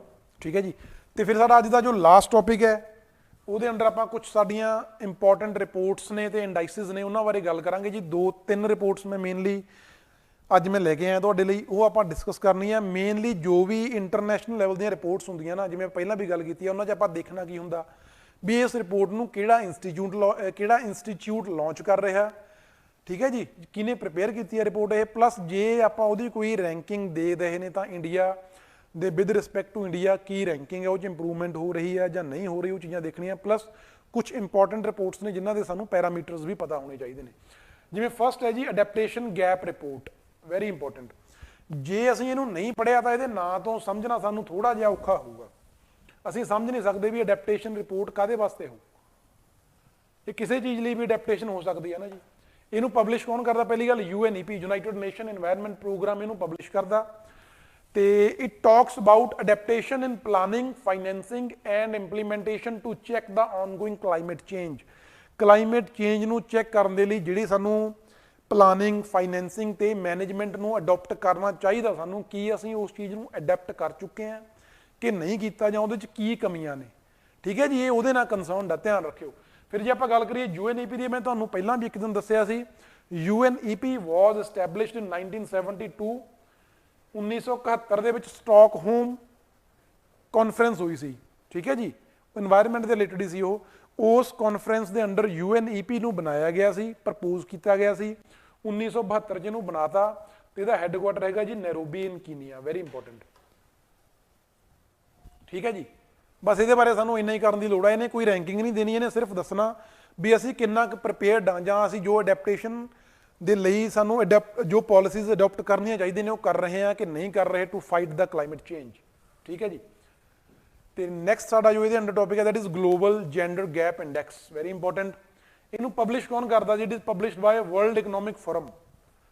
ਇਹ ਇੱਕ ਪ੍ਰਾਈਵੇਟ ਏਜੰਸੀ ਹੈ, ਵਰਲਡ ਇਕਨੋਮਿਕ ਫੋਰਮ, ਤੇ ਇਹ ਇਹਨੂੰ ਪਬਲਿਸ਼ ਕਰਦੀ ਹੈ ਜੀ। ਇਹ ਵੀ ਏਜੰਸੀ ਬਹੁਤ ਇੰਪੋਰਟੈਂਟ ਹੈ, ਬਹੁਤ ਸਾਰੀਆਂ ਰਿਪੋਰਟਸ ਪਬਲਿਸ਼ ਕਰਦੀ ਹੈ। ਤੇ ਜਿਵੇਂ ਜਿਵੇਂ ਆਪਾਂ ਕਲਾਸਿਸ ਕਰਾਂਗੇ ਉਹਦੇ 'ਚ ਆਪਾਂ ਜੋ ਵੀ ਰੈਲੇਵੈਂਟ ਇਹਨਾਂ ਦੀਆਂ ਰਿਪੋਰਟਸ ਨੇ ਉਹਨਾਂ ਨੂੰ ਆਪਾਂ ਤੁਹਾਡੇ ਨਾਲ ਡਿਸਕਸ ਕਰਦੇ ਰਹਾਂਗੇ। ਠੀਕ ਹੈ ਜੀ, ਤੇ ਹੁਣ ਆਪਾਂ 2022 ਵਾਲੀ ਗੱਲ ਕਰੀਏ ਤਾਂ ਇੰਡੀਆ ਦਾ ਰੈਂਕ ਆਇਆ ਜੀ 135 ਆਊਟ ਆਫ 146, ਮਤਲਬ ਕਿ ਪੂਅਰਲੀ ਪਰਫਾਰਮ ਕਰ ਰਹੇ ਹਾਂ ਅਸੀਂ ਜੈਂਡਰ ਗੈਪ ਦੇ ਵਿੱਚ। ਜੇ ਆਪਾਂ ਜੈਂਡਰ ਇਨਕਲੂਜਨ ਦੀ ਗੱਲ ਕਰੀਏ ਨਾ, ਜੈਂਡਰ ਇਨਕਲੂਜਨ ਦੇ ਵਿੱਚ ਅਸੀਂ ਬਹੁਤ ਜ਼ਿਆਦਾ ਵਧੀਆ ਪਰਫਾਰਮ ਨਹੀਂ ਕਰ ਰਹੇ as per gender gap index, ਕਿਉਂਕਿ ਸਾਡਾ ਰੈਂਕ 146 ਕੰਟਰੀਆਂ 'ਚ 135ਵਾਂ। ਤੇ ਇਹਦੇ ਕੁਝ ਇਹ ਇੰਪੋਰਟੈਂਟ ਹੈ ਜੀ ਰਿਪੋਰਟ, ਇਹਦੇ ਇੰਡੀਕੇਟਰਸ ਵੀ ਨੇ ਕੁਝ, ਉਹ ਆਪਾਂ ਨੂੰ ਧਿਆਨ 'ਚ ਰੱਖਣੇ ਪੈਣਗੇ ਵੀ ਕਿਹੜੇ ਕਿਹੜੇ ਇੰਡੀਕੇਟਰਸ ਤੋਂ ਜੈਂਡਰ ਇਨਕਲੂਜਨ ਨੂੰ ਦੇਖਿਆ ਜਾਂਦਾ। ਫਸਟ ਇਜ਼ ਐਜੂਕੇਸ਼ਨ, ਵੀ ਜਿਹੜੀ ਐਜੂਕੇਸ਼ਨ ਆਪਾਂ ਪ੍ਰੋਵਾਈਡ ਕਰ ਰਹੇ ਹਾਂ ਉਹਦੇ 'ਚ ਮੇਲ ਤੇ ਫੀਮੇਲ ਜੋ ਸਾਡੇ ਜੈਂਡਰ ਨੇ ਦੋਨਾਂ ਨੂੰ ਇਕੁਅਲੀ ਮਿਲ ਰਹੀ ਆ ਕਿ ਨਹੀਂ ਮਿਲ ਰਹੀ, ਜਾਂ ਕਿਸੇ ਨੂੰ ਘੱਟ ਮਿਲ ਰਹੀ ਆ। ਫਿਰ ਆ ਗਿਆ ਹੈਲਥ ਫੈਸਿਲਿਟੀਜ਼ ਦੀ ਗੱਲ ਕਰ ਲੈਂਦੇ ਹਾਂ, ਉਹਦੀ ਵੀ ਆਪਣੇ ਕੋਲੇ ਵੀ ਕਿੰਨੀ ਐਕਸੈਸ ਆ ਉਹਨਾਂ ਨੂੰ ਜੈਂਡਰ ਬੇਸਿਸ ਤੇ, ਉਹ 'ਚ ਕੋਈ ਬਾਇਸਨੈਸ ਤਾਂ ਨਹੀਂ ਹੈਗੀ। The next one is in economic empowerment and opportunities, economic level ਤੇ ਸਾਡੀ ਵਿਮਨ ਕਿੰਨੀਆਂ ਕਿ ਇੰਪਾਵਰਡ ਨੇ। ਠੀਕ ਹੈ ਜੀ, ਉਹ ਹੋ ਗਿਆ। ਤੇ ਹੇਅਰ ਇੰਡੀਆਜ਼ ਰੈਂਕ ਇਜ਼ 143। ਦੇਖੋ ਜੀ 145 ਦੇ ਵਿੱਚੋਂ 143ਵਾਂ ਰੈਂਕ ਆ ਜਦੋਂ ਅਸੀਂ ਗੱਲ ਕਰਦੇ ਹਾਂ ਇੰਡੀਆ ਦੇ ਵਿੱਚ ਵਿਮਨ ਇਕਨੋਮਿਕ ਇੰਪਾਵਰਮੈਂਟ ਦੀ। ਬਹੁਤ ਪੂਅਰ ਰੈਂਕ ਆ ਸਾਡਾ। ਤੇ ਸਾਡੇ ਤੋਂ ਥੱਲੇ ਸਿਰਫ 3 ਕੰਟਰੀਜ਼ ਨੇ, ਈਰਾਨ, ਪਾਕਿਸਤਾਨ ਤੇ ਅਫਗਾਨਿਸਤਾਨ। ਸਿਰਫ ਇਹ 3 ਕੰਟਰੀ ਸਾਡੇ ਤੋਂ ਥੱਲੇ ਨੇ, ਬਾਕੀ ਸਾਰੇ ਸਾਡੇ ਨੂੰ ਵਧੀਆ ਪਰਫਾਰਮ ਕਰ ਰਹੇ ਨੇ ਜਦੋਂ ਆਪਾਂ ਜੈਂਡਰ ਇਨਕਲੂਜਨ ਜਾਂ ਜੈਂਡਰ ਇੰਪਾਵਰਮੈਂਟ ਦੀ ਗੱਲ ਕਰਦੇ ਹਾਂ with respect to economic participation. ਠੀਕ ਹੈ ਜੀ, ਫਿਰ last one is political representation. ਇੱਥੇ ਸਾਡਾ ਰੈਂਕ ਠੀਕ ਹੈ, ਪੋਲੀਟੀਕਲ ਰਿਪਰੈਜ਼ੈਂਟੇਸ਼ਨ ਜੋ ਸਾਡੀਆਂ ਵਿਮਨ ਨੂੰ ਉਹ ਕੰਪੈਰੇਟਿਵਲੀ ਵਧੀਆ ਮਿਲ ਰਹੀ ਆ। ਇੱਥੇ ਆਪਣਾ ਰੈਂਕ ਹੈਗਾ 48। ਠੀਕ ਹੈ ਜੀ, ਤਾਂ ਮਤਲਬ ਇਹ ਵੀ ਪੁੱਛਿਆ ਜਾ ਸਕਦਾ ਕਿ ਜੈਂਡਰ ਗੈਪ ਇੰਡੈਕਸ ਦੇ ਅੰਡਰ ਇੰਡੀਆ ਕਿਹੜੇ ਪੈਰਾਮੀਟਰ 'ਚ ਬੈਸਟ ਪਰਫਾਰਮਰ ਆ। ਉਹ ਹੈਗਾ ਜੀ ਸਾਡਾ ਪੋਲੀਟੀਕਲ ਰਿਪਰੈਜ਼ੈਂਟੇਸ਼ਨ, ਤੇ ਪੂਅਰ ਪਰਫਾਰਮਰ ਅਸੀਂ ਹੈਗੇ ਆ ਇਕਨੋਮਿਕ ਇੰਪਾਵਰਮੈਂਟ ਐਂਡ ਅਪੋਰਚੁਨਿਟੀਜ਼ ਦੇ ਵਿੱਚ। ਠੀਕ ਹੈ ਜੀ, ਓਵਰਆਲ ਰੈਂਕ ਤੁਹਾਨੂੰ ਦੱਸਦਾ। ਤੇ ਹੁਣ ਸਾਡੀ ਜੋ ਲਾਸਟ ਰਿਪੋਰਟ ਹੈ ਦੈਟ ਇਜ਼ ਇਮਿਸ਼ਨਸ ਗੈਪ ਰਿਪੋਰਟ, ਇਹ ਵੀ ਇੰਪੋਰਟੈਂਟ ਹੈ ਜੀ। ਇਸ ਰਿਪੋਰਟ ਨੂੰ ਵੀ ਯੂਨਾਈਟਿਡ ਨੇਸ਼ਨ ਇਨਵਾਇਰਨਮੈਂਟ ਪ੍ਰੋਗਰਾਮ ਹੀ ਪਬਲਿਸ਼ ਕਰਦਾ, ਠੀਕ ਹੈ ਜੀ। UNEP ਜਿਹੜੀ 2022 ਵਾਲੀ ਰਿਪੋਰਟ ਆ 13ਵੀਂ ਐਡੀਸ਼ਨ ਹੈ ਇਸ ਰਿਪੋਰਟ ਦੀ, ਇਹਨਾਂ ਨੇ ਦੇਖਣਾ ਕੀ ਹੈ, ਇਸ ਰਿਪੋਰਟ ਦੇ ਵਿੱਚ ਕੀ ਦੇਖਿਆ ਜਾਂਦਾ। ਮਨਦੀਪ ਹਾਂਜੀ ਹਾਂਜੀ ਮਨਦੀਪ ਜੀ, 5 ਜੂਨ ਨੂੰ ਵਰਲਡ ਇਨਵਾਇਰਨਮੈਂਟ ਡੇ ਹੁੰਦਾ ਤੇ 5 ਜੂਨ 1972 ਨੂੰ ਸਟਾਕਹੋਮ ਕਾਨਫਰੰਸ ਹੋਈ ਸੀ, ਜਿਹੜੀ ਕਾਨਫਰੰਸ ਦੇ under United nation environment Programme propose ਕੀਤਾ ਗਿਆ ਸੀ। ਠੀਕ ਹੈ ਜੀ, ਸਹੀ ਦੱਸ ਰਹੇ ਹੋ ਤੁਸੀਂ। 5 ਜੂਨ ਨੂੰ ਹੀ ਇਨਵਾਇਰਨਮੈਂਟ ਡੇ ਹੁੰਦਾ ਤੇ ਉਸੇ ਦਿਨ ਸਾਡੀ ਉਹ ਕਾਨਫਰੰਸ ਹੋਈ ਸੀ, ਸਟਾਕਹੋਮ ਕਾਨਫਰੰਸ। ਤੇ ਹੁਣ ਆਪਾਂ ਗੱਲ ਕਰੀਏ ਇਮਿਸ਼ਨਸ ਗੈਪ ਰਿਪੋਰਟ ਕੀ ਅਸੈਸ ਕਰਦੀ ਹੈ, ਕੀ ਦੇਖਦੀ ਹੈ ਇਹ। ਇਮਿਸ਼ਨਸ ਗੈਪ ਰਿਪੋਰਟ ਦੇਖਦੀ ਹੈ, ਮੈਂ ਤੁਹਾਨੂੰ ਦੱਸਿਆ ਸੀ ਨਾ ਕਿ ਪੈਰਿਸ ਕਾਨਫਰੰਸ ਹੋਈ ਸੀ ਜਿਹਦੇ ਅੰਡਰ ਕੰਟਰੀਜ਼ ਨੇ NDCs ਨੈਸ਼ਨਲੀ ਡਿਟਰਮਾਈਨਡ ਕੰਟਰੀਬਿਊਸ਼ਨਸ ਆਪਣੇ ਅਨਾਉਂਸ ਕੀਤੇ ਸੀ। ਕਾਹਦੇ ਲਈ? ਕਿ ਅਸੀਂ ਜਿਹੜਾ ਸਾਡਾ 2030 ਤੱਕ ਜੋ ਟੈਂਪਰੇਚਰ ਇਨਕਰੀਜ਼ ਹੋ ਰਿਹਾ ਨਾ ਉਹਨੂੰ ਅਸੀਂ 1.5 ਡਿਗਰੀ ਤੱਕ ਕੰਟਰੋਲ ਘਟਾਉਣਾ, ਜੇ ਹੋ ਸਕੇ ਤਾਂ 2 ਡਿਗਰੀ। ਠੀਕ ਹੈ ਜੀ। 2005 ਜੋ ਸਾਡੇ ਪ੍ਰੀ ਇੰਡਸਟਰੀਅਲ ਲੈਵਲਸ ਆਪਾਂ ਮੰਨਦੇ ਆ ਉਹਨਾਂ ਦੇ ਕੰਪੈਰੀਟਿਵਲੀ ਟੈਂਪਰੇਚਰ ਨੂੰ ਘਟਾਉਣਾ ਆਪਾਂ 1.5 ਡਿਗਰੀ ਘਟਾਉਣਾ ਹੀ ਘਟਾਉਣਾ, ਜੇ ਪੋਸੀਬਲ ਆ ਤਾਂ 2 ਡਿਗਰੀ ਘਟਾਉਣਾ, ਇਨਕਰੀਜ਼ ਹੋਣ ਤੋਂ ਰੋਕਣਾ। ਤੇ ਇਹ ਜਿਹੜੀ ਇਮਿਸ਼ਨਸ ਗੈਪ ਰਿਪੋਰਟ ਆ, ਕਿਉਂਕਿ ਉਹਨਾਂ ਨੂੰ ਜੇ ਆਪਾਂ ਉਸ ਚੀਜ਼ ਨੂੰ ਅਚੀਵ ਕਰਨਾ ਤਾਂ ਜਿਹੜੇ ਸਾਡੇ ਗ੍ਰੀਨ ਹਾਊਸ ਗੈਸ ਇਮਿਸ਼ਨਸ ਹੋ ਰਹੇ ਨੇ ਉਹਨਾਂ ਨੂੰ ਰੋਕਣਾ ਪਊ, ਕਿਉਂਕਿ ਗ੍ਰੀਨ ਹਾਊਸ ਗੈਸ ਇਮਿਸ਼ਨਸ ਕਰਕੇ ਹੀ ਕਲਾਈਮੇਟ ਚੇਂਜ ਹੋ ਰਿਹਾ। ਵੱਡਾ contributing factor green house gases ਨੇਗੀਆਂ। ਸੋ ਇਮਿਸ਼ਨਸ ਗੈਪ ਰਿਪੋਰਟ ਉਹਨਾਂ GHG ਇਮਿਸ਼ਨਸ ਦੀ ਗੱਲ ਕਰਦਾ, ਉਹਨਾਂ ਨੂੰ ਅਸੈਸ ਕਰਦਾ ਵੀ ਜਿੰਨੇ ਸਾਨੂੰ ਰਿਕੁਆਇਰਡ ਨੇ ਅੰਡਰ ਪੈਰਿਸ ਕਾਨਫਰੰਸ ਤੇ ਜਿੰਨੇ ਜੋ ਸਾਡਾ ਹੁਣ ਕਰੰਟ ਲੈਵਲ ਚੱਲ ਰਿਹਾ ਉਹਦੇ ਹਿਸਾਬ ਨਾਲ ਜੋ 2030 ਤੱਕ ਐਂਟੀਸਪੇਟਡ ਇਮਿਸ਼ਨਸ ਨੇ। ਤੁਸੀਂ ਮੰਨ ਲਓ ਵੀ ਆਪਾਂ ਉਦਾਂ ਅਸਿਊਮ ਕਰਦੇ ਹਾਂ ਵੀ ਪੈਰਿਸ ਕਾਨਫਰੰਸ 'ਚ ਕਿਹਾ ਗਿਆ ਸੀ ਵੀ ਆਪਾਂ 2030 ਤੱਕ 1000 ਗੀਗਾ ਟਨਸ ਇਮਿਸ਼ਨਸ ਆਪਾਂ ਕਾਰਬਨ ਦੇ ਘਟਾਉਣੇ ਨੇ। ਠੀਕ ਹੈ ਜੀ, ਫੇਰ ਹੀ ਅਸੀਂ ਸਾਡਾ ਟਾਰਗੇਟ ਅਚੀਵ ਕਰ ਸਕਦੇ ਹਾਂ। ਤੇ ਰਿਪੋਰਟ ਦੇਖਦੀ ਆ ਵੀ ਕੀ ਅਸੀਂ ਉਹ 1000 ਗੀਗਾ ਟਨਸ ਅਚੀਵ ਕਰ ਸਕਦੇ ਹਾਂ ਕਿ ਨਹੀਂ ਕਰ ਸਕਦੇ, ਉਹਨੂੰ ਜੋ ਸਾਡਾ ਕਰੰਟ ਰੇਟ ਆਫ ਇਮਿਸ਼ਨਸ ਚੱਲ ਰਿਹਾ ਉਹਦੇ ਨਾਲ ਕੰਪੇਅਰ ਕਰਦਾ। ਮਤਲਬ ਜੋ ਮੰਨ ਲਈਏ ਵੀ ਜੋ ਕਰੰਟ ਰੇਟ ਆਫ ਇਮਿਸ਼ਨ ਆ ਉਹਦੇ ਹਿਸਾਬ ਨਾਲ 1000 ਗੀਗਾ ਟਨ ਸਾਡਾ ਰਿਡਿਊਸ ਨਹੀਂ ਹੋਣਾ, ਸਾਡਾ 500 ਗੀਗਾ ਟਨ ਹੀ ਰਿਡਿਊਸ ਹੋਊ। ਸੋ ਇੱਥੇ 500 ਗੀਗਾ ਟਨ ਦਾ ਗੈਪ ਆ ਗਿਆ, ਕਾਹਦੇ 'ਚ? ਸਾਡੇ ਇਮਿਸ਼ਨਸ ਦੇ ਵਿੱਚ। ਇਹ ਹੈ ਇਮਿਸ਼ਨਸ ਗੈਪ ਰਿਪੋਰਟ। ਜਿਹੜੇ ਇਮਿਸ਼ਨ ਸਾਨੂੰ ਚਾਹੀਦੇ ਨੇ, ਰਿਕੁਆਇਰਡ ਨੇ ਇਮਿਸ਼ਨ, ਜਿੰਨਾ ਕੰਟਰੋਲ ਕਰਨਾ ਸਾਨੂੰ ਇਮਿਸ਼ਨਸ ਤੇ ਰਿਕੁਆਇਰਡ ਹੈ ਤੇ ਜਿੰਨਾ ਅਸੀਂ ਕਰ ਰਹੇ ਹਾਂ, ਉਹ ਜਿਹੜਾ ਉਹਨਾਂ 'ਚ ਗੈਪ ਆ ਨਾ, ਉਹ ਗੈਪ ਨੂੰ ਦੇਖਣ ਲਈ ਜਿਹੜੀ ਰਿਪੋਰਟ ਆ ਉਹ ਹੈ emissions gap report. It assesses the gap between anticipated emissions in 2030 2030 ਤੱਕ ਕਿੰਨੇ emissions ਹੋਣਗੇ and levels consistent with 1.5 degree Celsius and 2 degree targets of Paris Agreement। ਤੇ ਜਿਹੜਾ ਟੈਂਪਰੇਚਰ ਜਿਹੜਾ emissions ਦਾ ਲੈਵਲ ਆ ਇਸ ਟਾਰਗੇਟ ਦੇ ਨਾਲ ਹਨਾ, ਉਹਦੇ ਇਸ ਟਾਰਗੇਟ ਨੂੰ ਅਚੀਵ ਕਰਨ ਦੇ ਲਈ ਜਿਹੜਾ ਲੈਵਲ ਚਾਹੀਦਾ ਸਾਨੂੰ, ਉਹ ਉਹਨਾਂ ਦੋਨਾਂ ਦੇ ਵਿੱਚ ਕੀ ਗੈਪ ਆ emission ਦੇ ਵਿੱਚ, ਉਹ ਦੇਖਦਾ ਇਹ। ਤੇ ਇਹਦੀਆਂ ਫਾਈਂਡਿੰਗਸ ਦੀ ਗੱਲ ਕਰੀਏ ਜੇ ਆਪਾਂ, ਵੈਰੀ ਇੰਪੋਰਟੈਂਟ ਜੀ, 2000 ਜਿਹੜਾ ਆਪਣਾ 22ਵਾਂ ਰਿਪੋਰਟ ਆ ਉਹਦੇ 'ਚ ਕੀ ਫਾਈਂਡਿੰਗਸ ਨੇ। ਕਹਿੰਦੇ ਜਿਹੜੇ ਟੌਪ 7 ਗ੍ਰੀਨ ਹਾਊਸ ਗੈਸ ਦੇ ਇਮਿਟਰਸ ਨੇ ਨਾ, ਤੁਹਾਨੂੰ ਇਹ ਵੀ ਪੁੱਛਿਆ ਜਾ ਸਕਦਾ। ਸਭ ਤੋਂ ਵੱਡਾ ਹੈਗਾ ਜੀ ਚਾਈਨਾ, ਸਭ ਤੋਂ ਜ਼ਿਆਦਾ ਐਮਿਸ਼ਨਸ ਹੁੰਦੇ ਨੇ ਚਾਈਨਾ 'ਚੋਂ, ਤੇ ਦੂਸਰੇ ਨੰਬਰ ਤੇ ਹੁੰਦੇ ਨੇ ਯੂਰਪੀਅਨ ਯੂਨੀਅਨ ਜੋ 27 ਕੰਟਰੀਜ਼ ਦੀ ਇੱਕ ਯੂਨੀਅਨ ਆ ਉਹਦੇ 'ਚੋਂ ਹੁੰਦੇ ਨੇ। ਠੀਕ ਹੈ ਜੀ, ਦੂਜੇ ਤੇ ਉਹ ਹੋ ਗਿਆ, ਤੀਸਰੇ ਤੇ ਹੋ ਗਿਆ ਇੰਡੀਆ। ਜੇ ਆਪਾਂ ਕੰਟਰੀਜ਼ ਦੀ ਗੱਲ ਕਰੀਏ ਤਾਂ ਇੰਡੀਆ ਸੈਕੰਡ ਲਾਰਜੈਸਟ ਐਮਿਟਰ ਹੈ। First one is China, second is India. Countries ਦੀ ਗੱਲ ਕਰੀਏ, ਜੇ ਆਪਾਂ ਓਵਰਆਲ ਗੱਲ ਕਰਦੇ ਹਾਂ ਤਾਂ ਪਹਿਲੇ ਨੰਬਰ ਤੇ ਚਾਈਨਾ, ਦੂਜੇ ਨੰਬਰ ਤੇ ਯੂਰਪੀਅਨ ਯੂਨੀਅਨ, ਕਿਉਂਕਿ ਯੂਰਪੀਅਨ ਯੂਨੀਅਨ ਇੱਕ ਕੰਟਰੀ ਨਹੀਂ ਹੈ, ਉਹਦੇ 'ਚ 27 ਕੰਟਰੀਜ਼ ਨੇ। ਜਦੋਂ ਆਪਾਂ ਉਹਨਾਂ ਨੂੰ ਇਕੱਠਿਆਂ ਨੂੰ ਦੇਖਦੇ ਹਾਂ ਕਿ ਯੂਨੀਅਨ ਦੇ ਤੌਰ ਤੇ ਤਾਂ ਇੰਡੀਆ ਤੀਸਰੇ ਰੈਂਕ ਤੇ ਆ ਜਾਂਦਾ ਜਦੋਂ ਆਪਾਂ ਗ੍ਰੀਨ ਹਾਊਸ ਗੈਸ ਇਮਿਸ਼ਨਸ ਦੀ ਗੱਲ ਕਰਦੇ ਹਾਂ। ਫਿਰ ਇੰਡੋਨੇਸ਼ੀਆ, ਫਿਰ ਬ੍ਰਾਜ਼ੀਲ, ਫਿਰ ਰਸ਼ੀਆ, ਫਿਰ USA। ਠੀਕ ਹੈ ਜੀ, ਇਹ ਤਾਂ ਹੋ ਗਏ ਸਾਡੇ ਇਮਿਸ਼ਨਸ ਜਿਹੜੇ ਅਸੀਂ ਓਵਰਆਲ ਇਮਿਸ਼ਨਸ ਦੀ ਗੱਲ ਕਰੀਏ, ਇੰਡੀਆ 3rd ਲਾਰਜੈਸਟ ਪ੍ਰੋਡਿਊਸਰ ਆ। ਜੇ ਆਪਾਂ ਗੱਲ ਕਰੀਏ ਪਰ ਕੈਪੀਟਾ ਇਮਿਸ਼ਨਸ ਦੀ, ਮਤਲਬ ਕਿ ਹਰ ਇੱਕ ਬੰਦਾ ਕਿੰਨੇ ਇਮਿਸ਼ਨਸ ਕਰ ਰਿਹਾ, ਉਹਦੇ ਹਿਸਾਬ ਨਾਲ ਅਸੀਂ ਬਹੁਤ ਜ਼ਿਆਦਾ ਘੱਟ ਕਰ ਰਹੇ ਹਾਂ। ਠੀਕ ਹੈ, ਇਹ ਤੁਹਾਨੂੰ ਪੁੱਛਿਆ ਜਾ ਸਕਦਾ। ਜਦੋਂ ਆਪਾਂ ਓਵਰਆਲ ਇਮਿਸ਼ਨਸ ਦੀ ਗੱਲ ਕਰਦੇ ਹਾਂ ਗ੍ਰੀਨ ਹਾਊਸ ਗੈਸਿਸ ਦੇ, ਤਾਂ ਇੰਡੀਆ 3rd ਲਾਰਜੈਸਟ ਐਮਿਟਰ ਆ। ਜਦੋਂ ਆਪਾਂ ਗੱਲ ਕਰਦੇ ਹਾਂ ਪਰ ਕੈਪੀਟਾ ਇਮਿਸ਼ਨਸ ਦੀ, ਪਰ ਕੈਪੀਟਾ ਦਾ ਮਤਲਬ ਹੁੰਦਾ ਜਿੰਨੀ ਸਾਡੀ ਪੋਪੂਲੇਸ਼ਨ ਆ ਉਹਦੇ ਨਾਲ ਉਹਨੂੰ ਡਿਵਾਈਡ ਕਰ ਦਈਏ। ਮਤਲਬ ਆਪਾਂ ਦੇਖੀਏ ਕਿ ਹਰ ਇੱਕ ਬੰਦਾ, ਹਰ ਇੱਕ ਇਨਸਾਨ, ਹਰ ਇੱਕ ਹਿਊਮਨ ਬੀਇੰਗ ਜੋ ਇੰਡੀਆ ਦਾ, ਉਹ ਕਿੰਨੇ ਗ੍ਰੀਨ ਹਾਊਸ ਗੈਸ ਇਮਿਸ਼ਨਸ ਕਰ ਰਿਹਾ। ਜਦੋਂ ਉਸ ਲੈਵਲ ਤੇ ਦੇਖਦੇ ਹਾਂ ਤਾਂ ਇੰਡੀਆ ਬਹੁਤ ਘੱਟ ਇਮਿਸ਼ਨਸ ਕਰ ਰਿਹਾ। ਠੀਕ ਹੈ ਜੀ, ਤੇ ਇਹ ਕਹਿੰਦੇ ਵੀ ਜੋ ਟੌਪ 7 ਇਮਿਟਰਸ ਨੇ ਪਲੱਸ ਜੋ ਇੰਟਰਨੈਸ਼ਨਲ ਟਰਾਂਸਪੋਰਟ ਆ, ਉਹ ਦੋਨੋਂ ਇਕੱਠੇ ਹੋ ਕੇ 55% ਜਿਹੜੇ ਗ੍ਰੀਨ ਹਾਊਸ ਗੈਸਿਸ ਦੇ ਇਮਿਸ਼ਨ ਹੋਏ ਨੇ 2020 ਦੇ ਵਿੱਚ, ਉਹਦਾ 55% ਹਿੱਸਾ ਕਿੱਥੋਂ ਆਇਆ? 7 ਟੌਪ ਐਮਿਟਰਸ ਹੋ ਗਏ ਪਲੱਸ ਇੰਟਰਨੈਸ਼ਨਲ ਟਰਾਂਸਪੋਰਟ, ਇਹਨਾਂ ਦੋਨਾਂ ਤੋਂ ਆਇਆ, ਪੁੱਛਿਆ ਜਾ ਸਕਦਾ ਪੇਪਰ ਦੇ ਵਿੱਚ। ਤੇ ਫਿਰ ਇਹਨਾਂ ਦੂਜੀ ਫਾਈਂਡਿੰਗ ਇਹਨਾਂ ਦੀ ਵੀ G20 ਮੈਂਬਰਸ ਨੇ ਜਿਹੜੇ ਉਹ ਅਕਾਊਂਟੇਬਲ ਨੇ ਫॉर 75% ਆਫ GHG ਐਮਿਸ਼ਨਸ। G20 ਦੇ ਵਿੱਚ 20 ਕੰਟਰੀਆਂ ਨੇ, ਉਹ ਜਿਹੜੀਆਂ 20 ਕੰਟਰੀਆਂ ਦੇ ਐਮਿਸ਼ਨਸ ਦੀ ਗੱਲ ਕਰੀਏ ਤਾਂ ਉਹ ਗ੍ਰੀਨ ਹਾਊਸ ਗੈਸਿਸ ਦਾ 75% ਹਿੱਸਾ ਇਹਨਾਂ 20 ਕੰਟਰੀਜ਼ ਤੋਂ ਆ ਰਿਹਾ, ਠੀਕ ਹੈ ਜੀ। ਤੇ ਤੁਸੀਂ ਮੈਨੂੰ ਦੱਸਣਾ ਕਿ G20 ਆ ਜੋ G20 ਹੈ ਉਹਦਾ ਸੈਕਟਰੀਏਟ ਕਿੱਥੇ ਹੈ ਜੀ? ਇਹ ਆਨਸਰ ਕਰੋ ਕਿ G20 ਦਾ ਸੈਕਟਰੀਏਟ ਕਿੱਥੇ ਹੈ, ਕਿਉਂਕਿ ਆਪਾਂ ਇਹਨੂੰ ਬਹੁਤ ਡਿਟੇਲ ਚ ਡਿਸਕਸ ਕੀਤਾ ਸੀ ਥੋੜਾ ਟਾਈਮ ਪਹਿਲਾਂ। ਤੁਹਾਡੇ ਲਈ ਕੁਐਸਚਨ ਆ, ਜਲਦੀ ਕਰੋ। ਹਾਂਜੀ ਹਾਂਜੀ ਠੀਕ ਹੈ ਜੀ ਮਨਦੀਪ ਜੀ। ਐਮਿਸ਼ਨਸ ਪਰ ਕੈਪੀਟਾ ਐਮਿਸ਼ਨਸ 1/12 ਆਫ US, ਬਹੁਤ ਘੱਟ ਆ ਜੀ US ਨਾਲੋਂ। ਤੇ G20 ਦਾ ਤੁਸੀਂ ਮੈਨੂੰ ਪਰਮਾਨੈਂਟ ਸੈਕਟਰੀਏਟ ਦੱਸੋ ਕਿੱਥੇ ਆ?